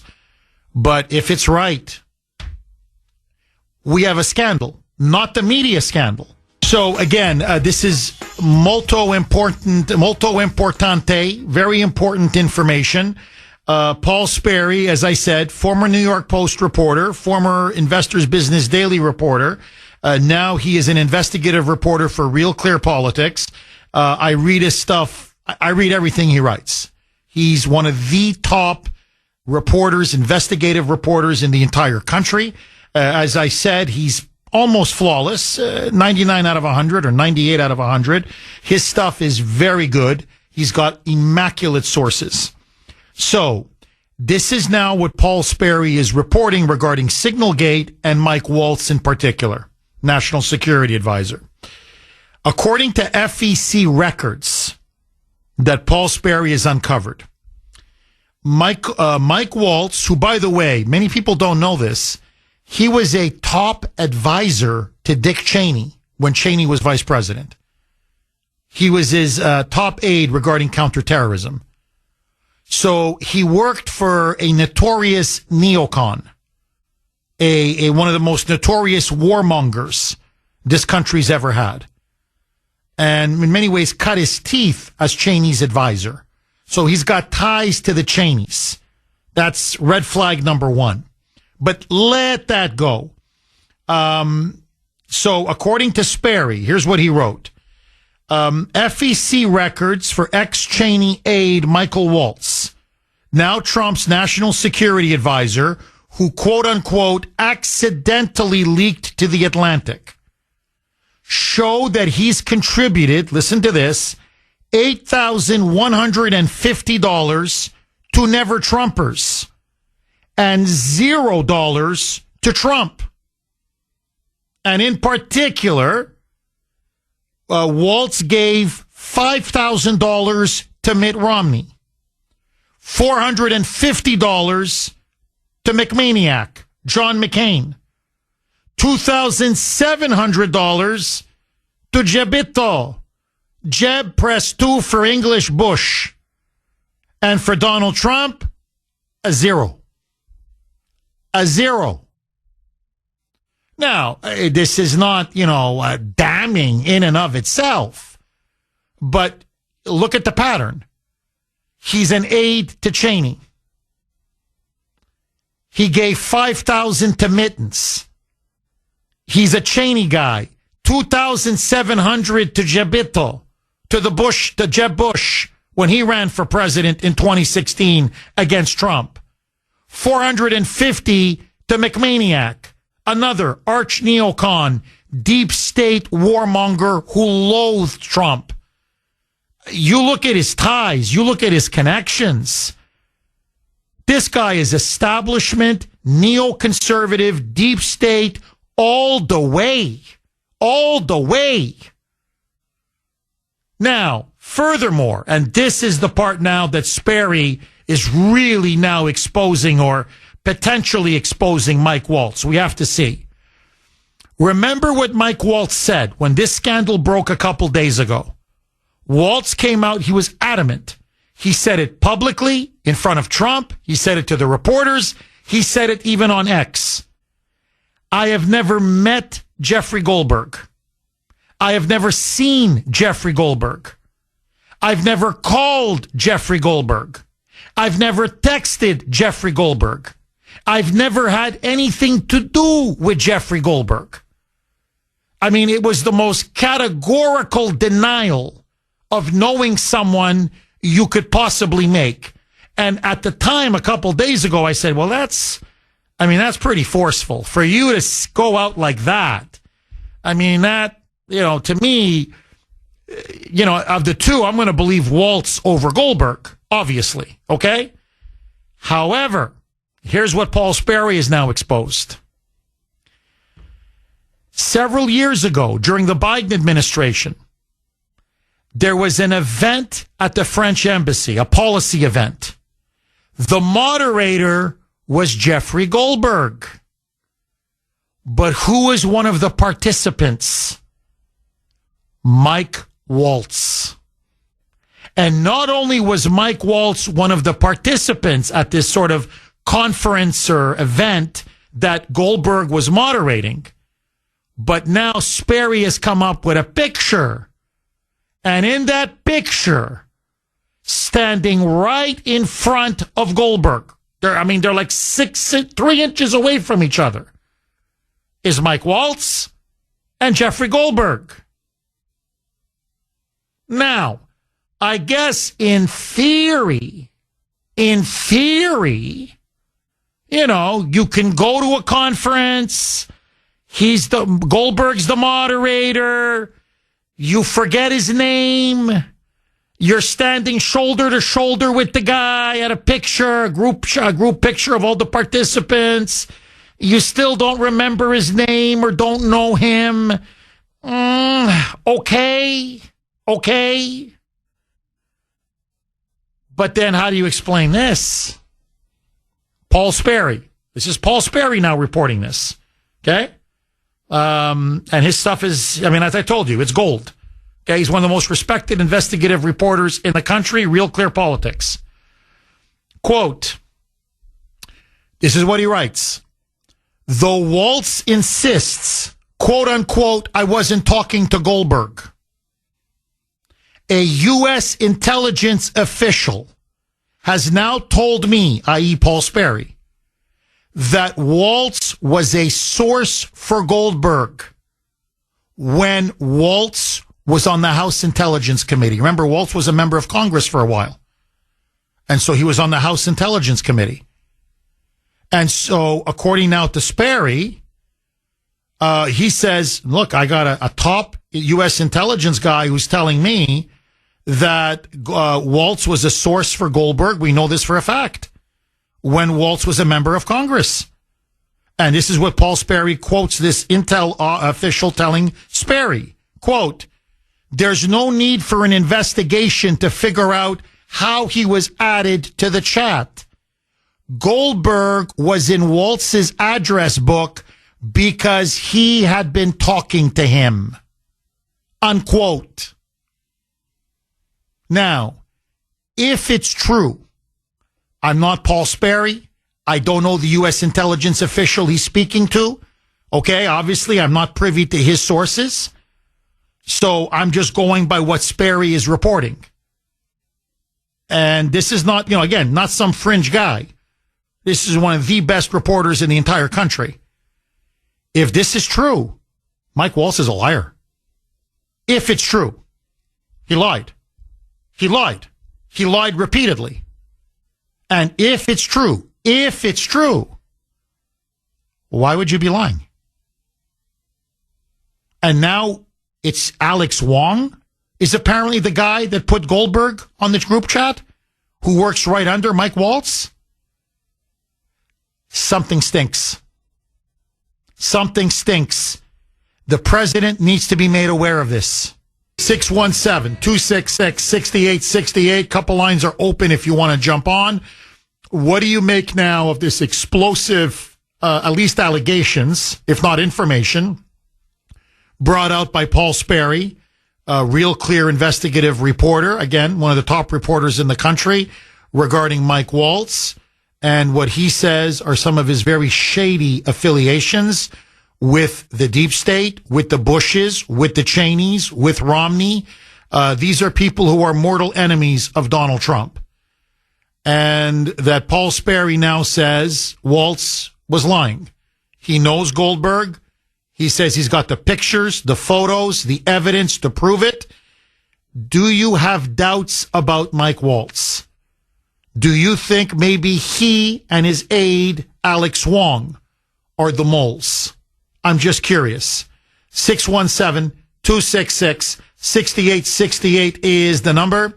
Look, this is what Grace said to me last night, again over dinner. We have very lively dinner conversations at our house. And Ashton and Ava always get involved as well. But in a nutshell, here's what Grace said. Everyone should be put under a lie detector test. Everyone should undergo a lie detector test. Everybody involved in that chat. But she said in particular, Mike Waltz, Alex Wong they have to take a lie detector test. And Grace to me was adamant. She said, I saw the interview he gave to Laura Ingraham a couple nights ago on Fox. She said, Jeff, I'm telling you, his eyes looked away. He looked at times evasive. He wouldn't fully and properly answer her questions.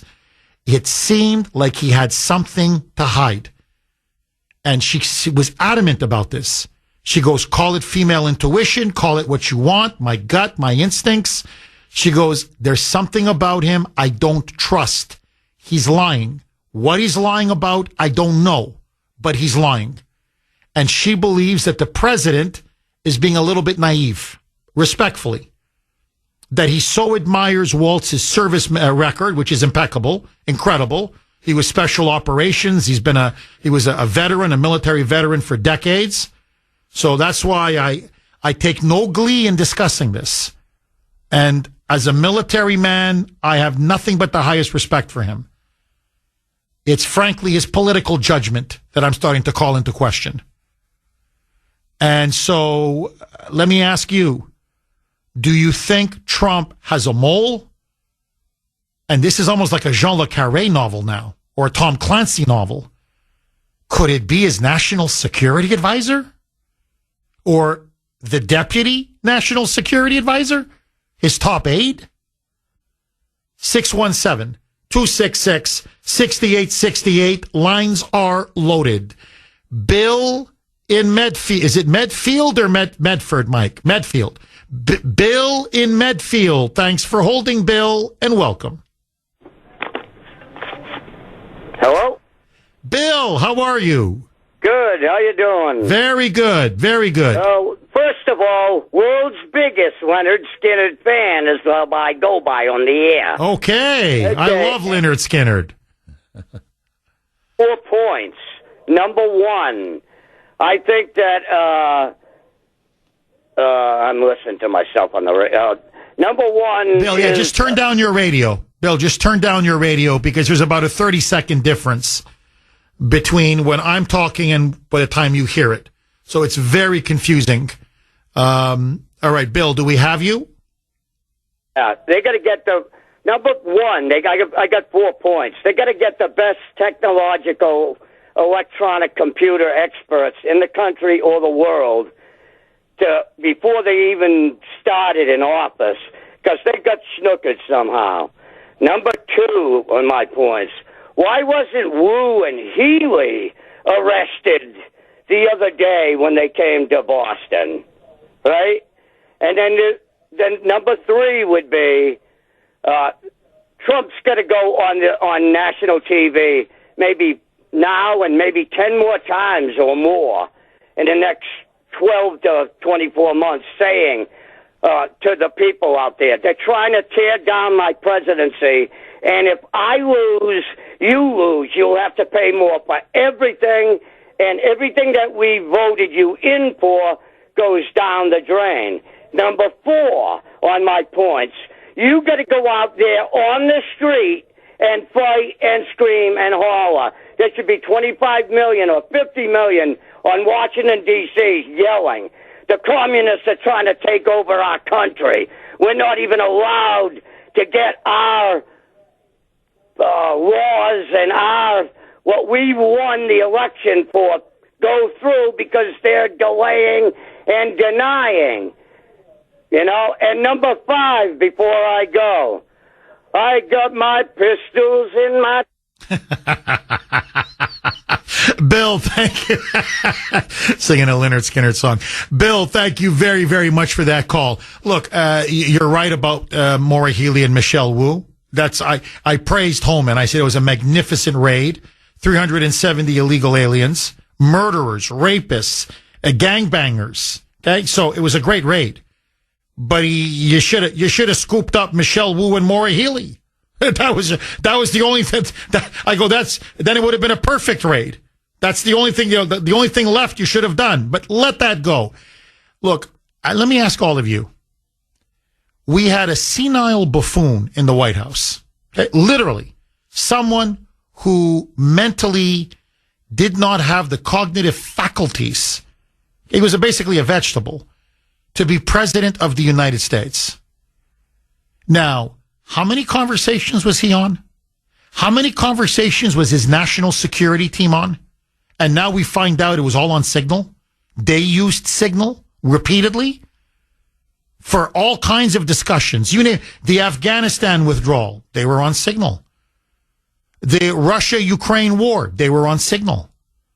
The October 7th atrocities on Israel, from Gaza into Israel by Hamas, they were on Signal. Everything they did was on Signal. Yet, how come none of their conversations were ever leaked? How come accidentally it didn't show up into some conservative reporter who happened to be included? Notice, it's incredible how under Biden, none of these things ever happened. But on Trump, less than a few months into his presidency, look at this. Look at this. Now, very quick, I want you to listen to Rubio. He was in Jamaica. Of course, the press was hounding him. All they kept asking him was about Signalgate. And so listen now to what he says. It's you think, well, it's kind of a bit ordinary, Jeff. No. He's saying, look, the signal system was installed before we came in. But he goes, I want all of you to know something. Members of Congress will talk on Signal. Administration and national security people will talk on Signal. We talk to our allies on Signal. I talk to foreign ministers on Signal. Everything was set up to be on Signal by the prior administration. So no Democrat in Congress had a problem when it was under Biden. He goes, look, we're still doing it now. That's how the system is now created. So I'm on the phone with other, ministers, foreign affairs ministers. Okay, their version of Secretary of State. I'm on the phone with other top diplomats. It's on Signal. I'm talking to leading members of Congress, both parties, about very sensitive national security material. It's on Signal. Everything is on Signal. So all of a sudden now Signal is bad? Roll cut 18, Mike. On the Signal thing. This thing was set up for purposes of coordinating how everyone was going to call. You know, when these things happen, I need to call foreign ministers, especially of our close allies. We need to notify members of Congress. Other members of the team have different people they need to notify as well. And that was the purpose of why it was set up. Obviously, someone made a mistake. Someone made a big mistake and added a journalist. Nothing against journalists, but you ain't supposed to be on that thing. So they got on there and this happened. So he goes, look, we notify members of Congress. We talk to them on Signal, to leaders around the world on Signal, foreign ministers on Signal. Now, listen to him, okay? He's then talking about his role. Now, this is very important. He goes, I want you to know we were constantly reassured by the Pentagon, by the CIA, by the NSA, by everybody. Encrypted, double encrypted Signal app. You don't get more secure than that. Go ahead and talk. Roll cut 18A, Mike. So I can speak to myself or my presence on it. I think my role on it was just speaking for my role. I contributed to it twice. I identified my point of contact, which is my chief of staff, and then later on, I think 3 hours after the White House's official announcements had been made, I congratulated the members of the team. I've been assured by the Pentagon and everyone involved that none of the information that was on there, though not intended to be divulged, obviously that was a mistake and that shouldn't have happened, and the White House is looking at it, but that none of the information on there at any point threaten the operation of the lives of our servicemen. And in fact, it was a very successful operation. It is an ongoing operation. But that was the intent behind it. And again, I think the Pentagon's made clear that nothing on there would have endangered the lives or the mission. And the mission's been very successful. Okay, so we've talked about how successful the operation was in Yemen, right, against the Houthis. But again, I please don't take my word for it. Read the text yourself. Okay, it's all up there now because of Goldberg. He released the whole thing. There's nothing there that would any way endanger the life of any service member or the operation. And in fact, nothing was damaged. So again, no one was hurt. No one got hurt. No one could have been hurt. So again, where's the problem? Where's the crisis? Where's the so-called scandal? Now, furthermore, listen now to this. Because Rubio's asked point blank, well, are these war plans? Was this really classified information that really shouldn't have been discussed on Signal? Listen now to Rubio. Roll cut 19, Mike. Is it classified, the information? Well, the Pentagon says it was not. And not only did it say it was not, they make very clear that it didn't put in danger anyone's life or the mission. There was no intelligence information. And understand, when this story first broke, they were sort of alluding to whether war maps, whether there was no war plans on there. This was a sort of description of what we could inform our counterparts around the world when the time came to do so. Again, look, I think the White House is looking at this entire thing. How did that journalist get on there? Why was this the appropriate? And I think there'll be reforms and changes made, so this was not going to happen again. It can't. But I wanted everybody to understand why this thing was even set up in the first place, and also understand very clearly the mission was successful, and at no point was it endangered. And that's coming from the highest-ranking officials at the agency that was in charge of the actual operation, which is the Pentagon. So what's the problem? Oh, really, what's the problem? If the mission was highly successful and it never endangered the mission, nor never endangered any American lives, of course you don't want a journalist listening in. That goes without saying. He's completely right. By the way, on that same Signal app, all of that information that they were discussing, among the top national security team, they relayed all of it to our allies. Rubio says, well, I don't get it. We relayed it to our allies. They didn't come back and say, oh, my God, this is so classified. How dare you send us this? So, again, no locations were given, no names, no targets, no routes, no sources, no methods. There was no classified info. So, again, remember, Goldberg said these were war plans. That's a lie. Goldberg said it was classified information. It's a lie. Goldberg said there was an undercover CIA agent whose name was divulged by Ratcliffe, exposing this agent now. That was a lie. Practically everything he said has been proven to be a lie. Now, the only thing that has still not been disproven, but we're taking his word for it, is that he was accidentally, just by chance, like, holy shamoly, look at my phone. Zit, zit, zit. Someone's inviting me to a Signal chat.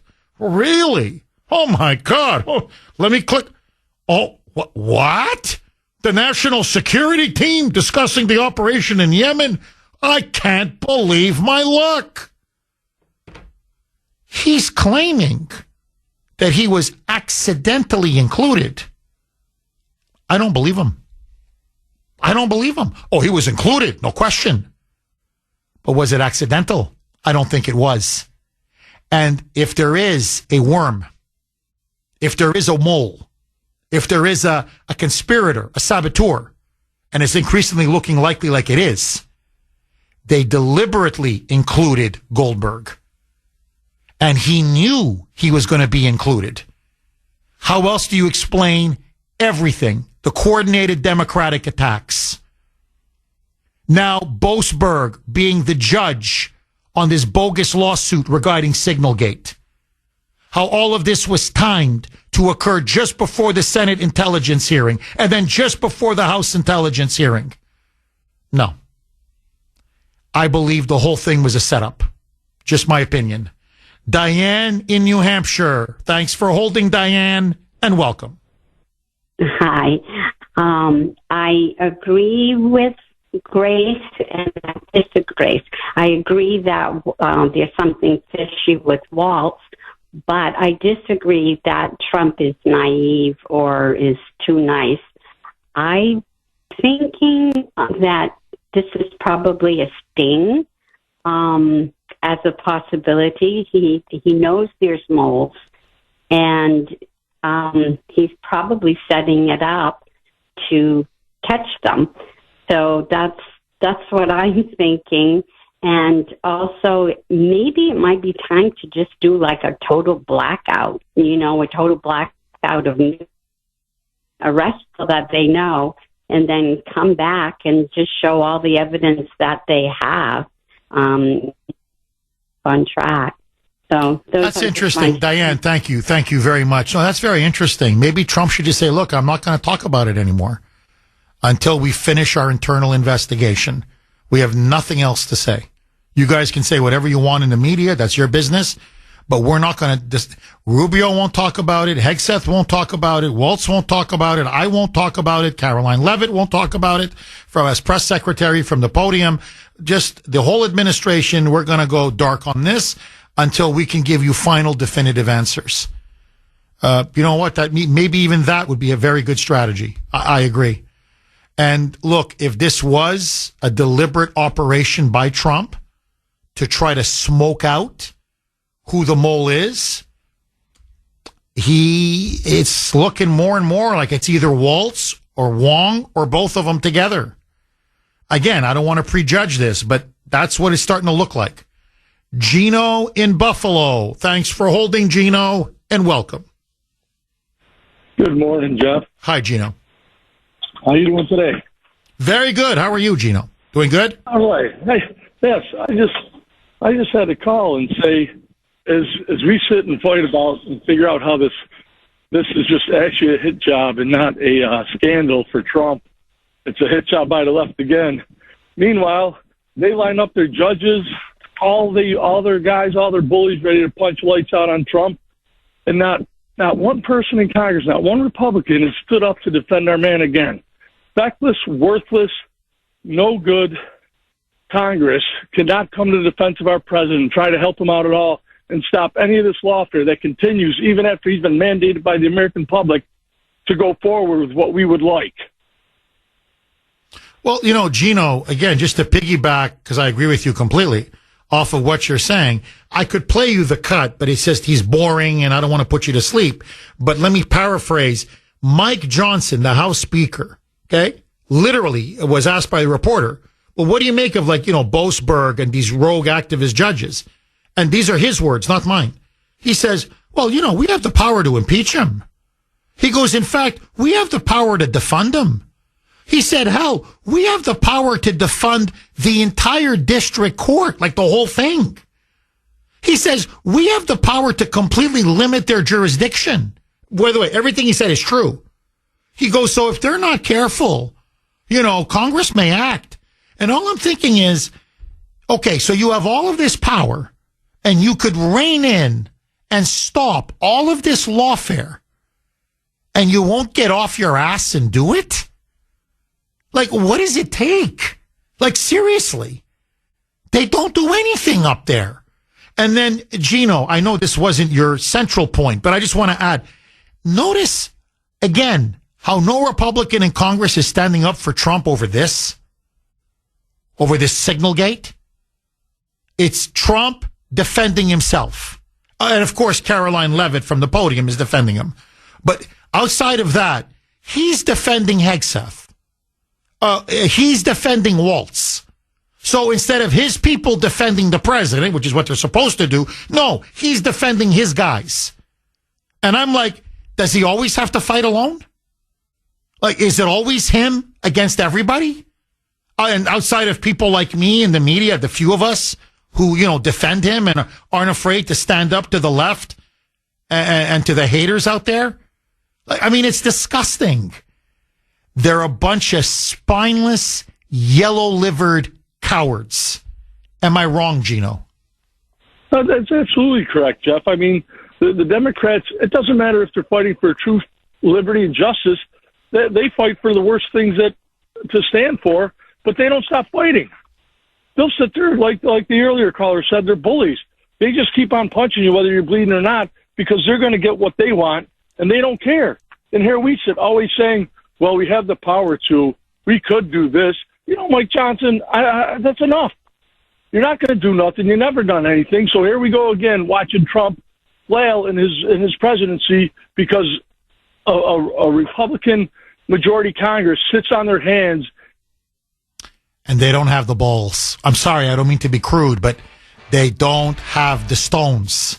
Okay, my friends, you want to go see Shen Yun? Trust me, it's the experience of a lifetime. Well, you know what? For all the wonderful callers out there, I want to do a little something for you.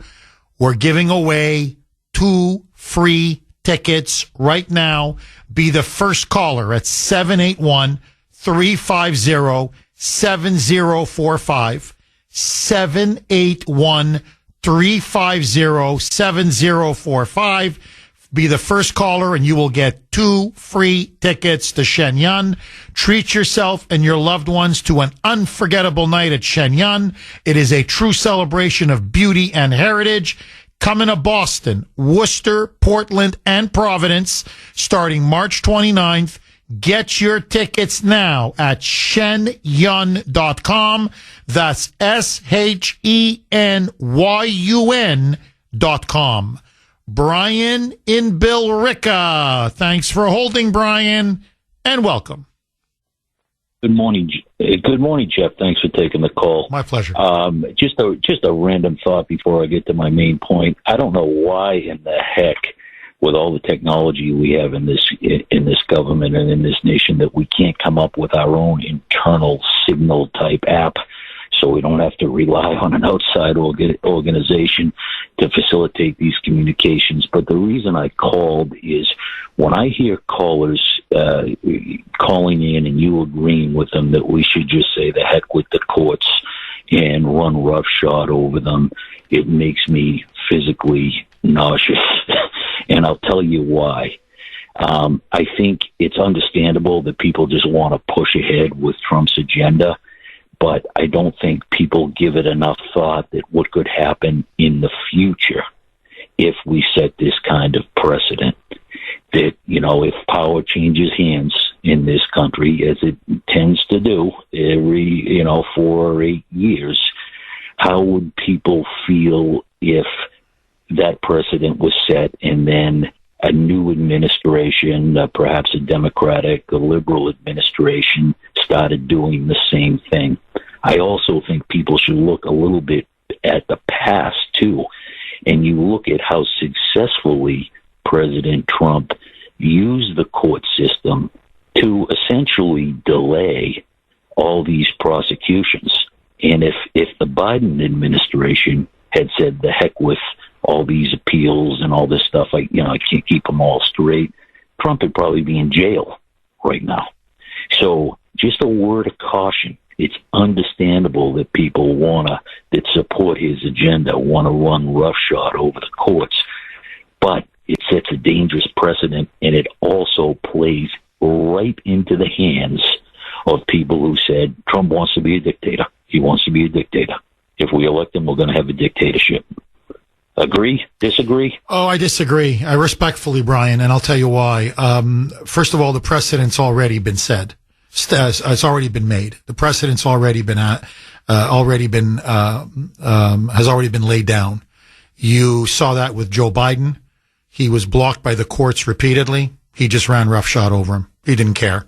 Even when the Supreme Court told him that his student loan forgiveness program was illegal and unconstitutional, he kept doing it. He forgave hundreds and hundreds of billions of dollars in student loans unilaterally, completely defying and ignoring the Supreme Court.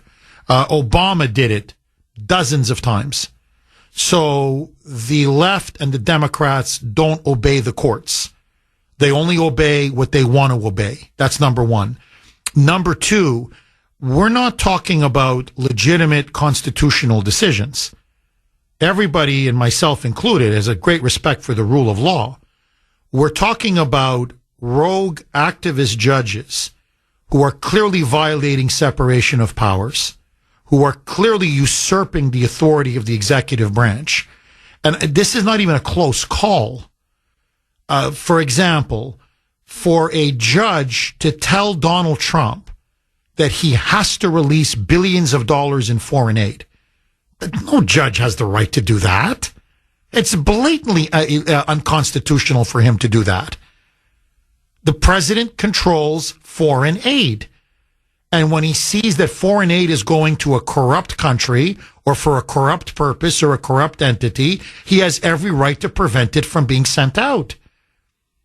Now, furthermore, that the president doesn't have the power to deport criminal, illegal aliens who are now designated as foreign terrorist organizations like Trendo Aragua and MS-13, that a judge, a district judge, literally now has the powers to decide foreign policy? And in fact, jurisdiction apparently reaches all the way into outside the United States, into international airspace, to order 2 plane loads of terrorists and transnational criminals and saying you have to turn the plane around? This guy's crazy. He's crazy. It's a disgrace to the judiciary. This guy's not a judge. Again, this is not even close. So it's not as if we're saying, oh, you don't like the decision, just ignore it, when it's an outrageous, unconstitutional decision. And look, again, this is the crisis we're in. This is judicial tyranny. Forget the threats of the left saying, oh, he's a king, he's a dictator. No, this is really, literally, fascists in black robes. If Boasberg doesn't like Trump's deportation policy, then run for office. Run for president, win the popular vote, win the electoral college, win the swing states, and become president. Otherwise, you're just supposed to interpret the Constitution. You're not supposed to legislate from the bench. And that's what he's doing. And let me just add one more thing, Brian, and I promise I'll give you the last word. This judge is now literally going to, can you imagine if he told Trump you can't deport ISIS or Al-Qaeda, Egyptian Al-Qaeda or Afghanistan ISIS members who are in our country illegally? It's outrageous. So they're grabbing power. It's a power grab that they have no business grabbing. And if they succeed, they will destroy the presidency itself. Go, Brian. I think we have enough time here to debate all the different things back and forth, but I gotta believe, and I think I know in particular on these, the airplane there that was driving, is what the judge was saying was something about due process, and not that you can't deport these people, but you do have to follow the process. Yes, no, you're right. You're right. On that, you're right. Okay, just as an exclamation point to Brian's call, and I appreciate Brian's call very much, very thoughtful call. What Judge Boasberg is arguing is not just that they have due process rights. Again, remember, these are illegal aliens. They came into our country illegally. They're criminals, many of them with convictions before they even came in. This is Trender Aragua, MS-13. These are now foreign terrorists, transnational criminals. So to me, due process doesn't apply to them. The Constitution, they have no constitutional rights. But even let that go. He also said in his recent ruling, which is completely outrageous, that every single member of MS-13 or Trender Aragua has the right to appeal Trump's deportation and the right to a quote-unquote individualized case. So there's not enough courts in the country. We're talking about, 15 million illegals.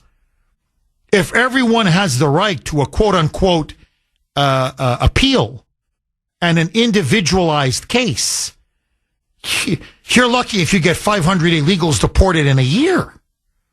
I mean, in other words, you want to talk about backlogging the courts. It's going to clog the courts completely because it's going to be one appeal after another. You can't even try them as a group. You've got to try them person by person, case by case, individual by individual through the appeals process. Hi. And that's the intent.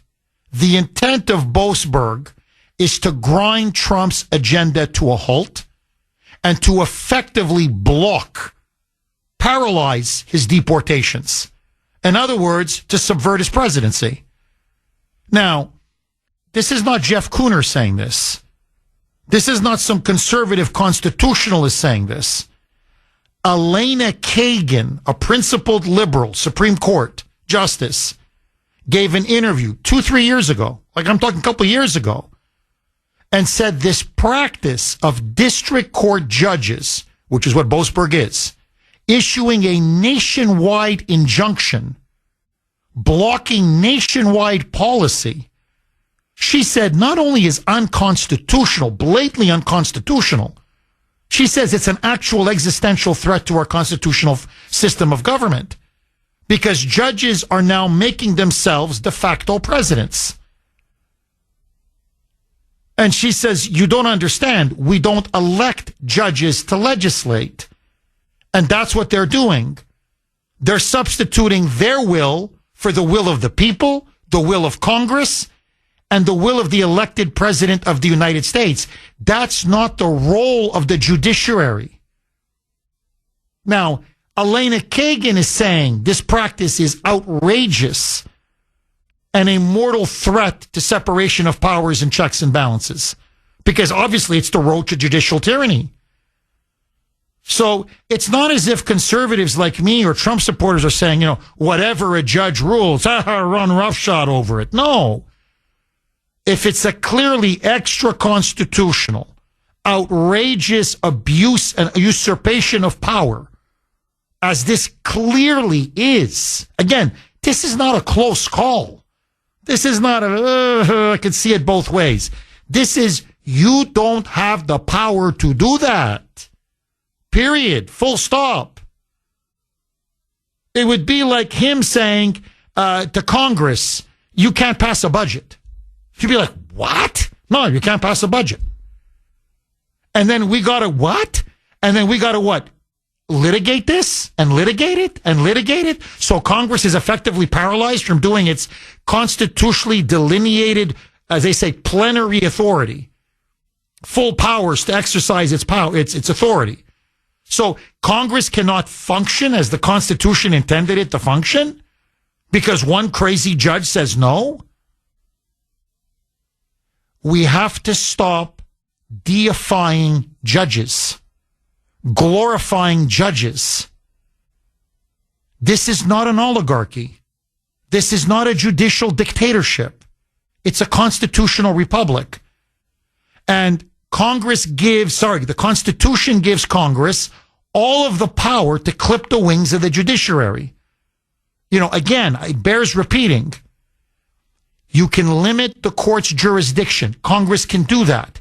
One piece of legislation. You can defund a specific judge or a specific court. You can defund an entire district court. You can impeach a judge. I mean, there's many weapons at the disposal of Congress. But the reason why these courts are becoming more activist and usurping the role of both the legislative and the executive branch is because Congress will not put the judicial branch in its proper place.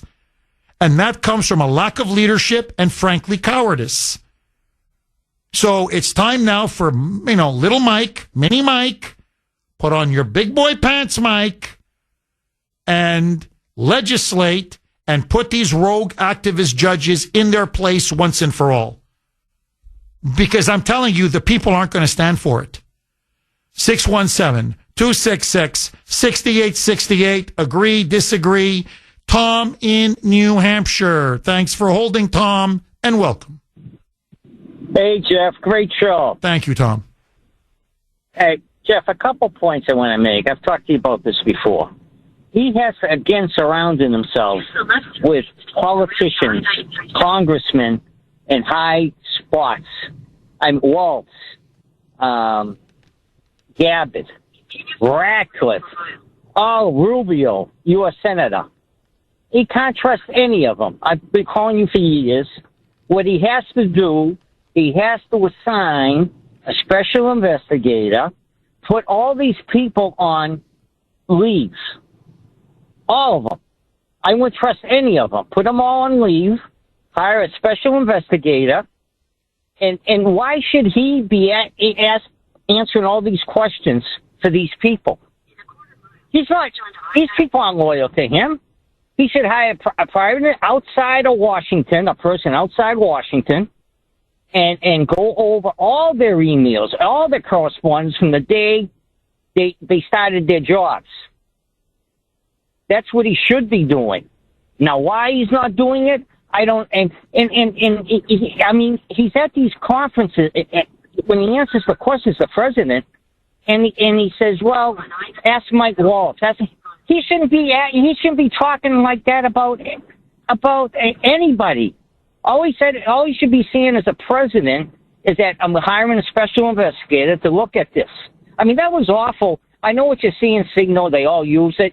But think about this, Jeff. They had a combat mission, right? They should have been in a room together, no phones. Some of them use personal phones. And you know why they weren't all together, Jeff? Because it was on a Saturday. And some of them were probably at the country club, and they're not going to come into Washington for this. And that's why he's on the phone with all these people. It's a joke. Well, look, Tom, I agree with you. There's a situation room, and there's a reason why there's a situation room. It's impenetrable. Nobody can bug it. Nobody can surveil it. Nobody can hack it. And I think that's where all these big decisions need to be made. I completely agree. I think we're becoming too reliant on all of this new technology, and we're getting burned. And this is an example. And you're right. But I'm also fearing now that I think they're listening in on everything. I think that's what Trump needs to understand. I think Biden set him up. I don't trust Signal on anything in the government. I don't. CJ in Boston. Thanks for holding, CJ, and welcome. Good morning, Chief. And what this Judge Bossberg is saying to all Americans, on behalf of the Democratic Party is we want these murderers and terrorists to remain in the United States for as long as we can, because we'll make this an issue to get Donald Trump out of office. I believe the biggest mistake Trump and his administration can make right now is to be silent on this matter, because he's being punched left and right, and they're just not going after him; they're going after his cabinet. They're gonna make this issue compared to sixth. They're going to make this a three-ring circus, and he's got to get on this right away. He has to find out who added that gentleman from the Atlantic magazine to that list of people who got those messages, and I'm sure Elon can do that in about 24 hours, and then find out if there are any emails to this gentleman, and that's something I think should be done within a week's time. But I think the president has to go on defense here, big time. I believe he should go on national television and expose what is going on here by these lower court judges. And this Judge Boasberg was picked not by coincidence, but by the fact that he may be impeached, and they know that he will go after Trump. That's the reason for this. And if they believe that Trump and his administration are well within his rights to deport these people, then he should ignore, like I say. You just ignore like Biden did and continue with these policies until it reaches the Supreme Court.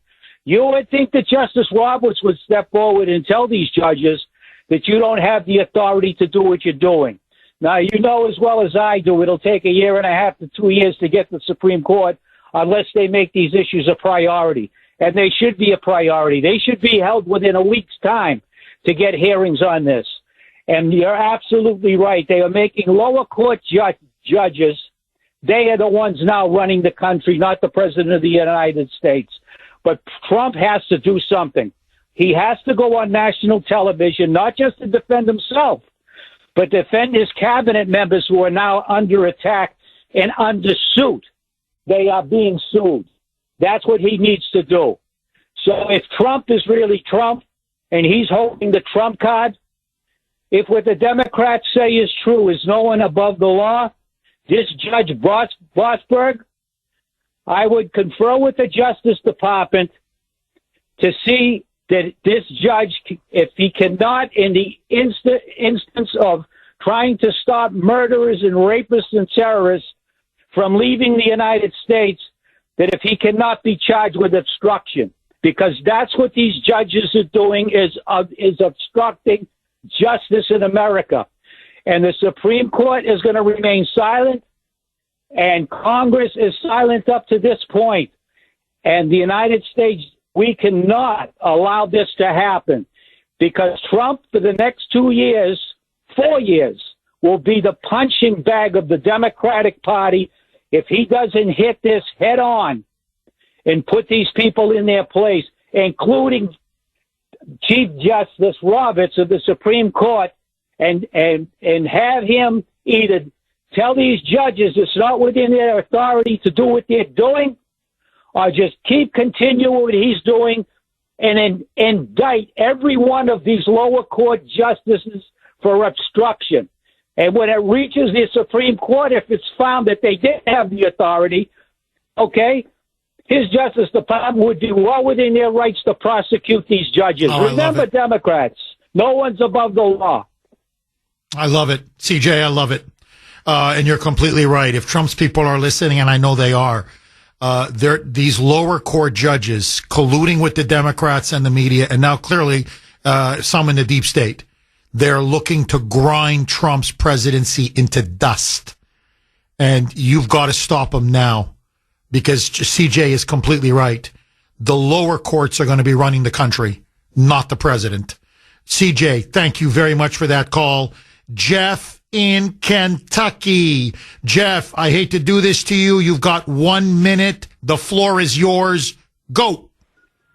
Hey, I have an issue with the signal, all right? And I don't know if it's been touched on, but emails can be tracked. Money can be tracked. Phone calls can be tracked. Signal cannot. So if we're going to be the party of right, we need to do the right thing and not use something that's going to be hidden or that can't be used. Because what did Biden's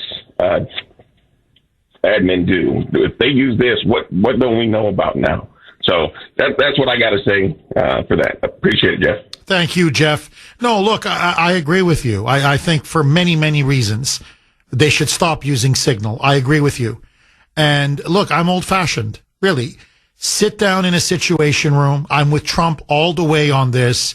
Have people face to face, especially when you're deciding, for God's sake, a military operation. And you're going, the pros and the cons.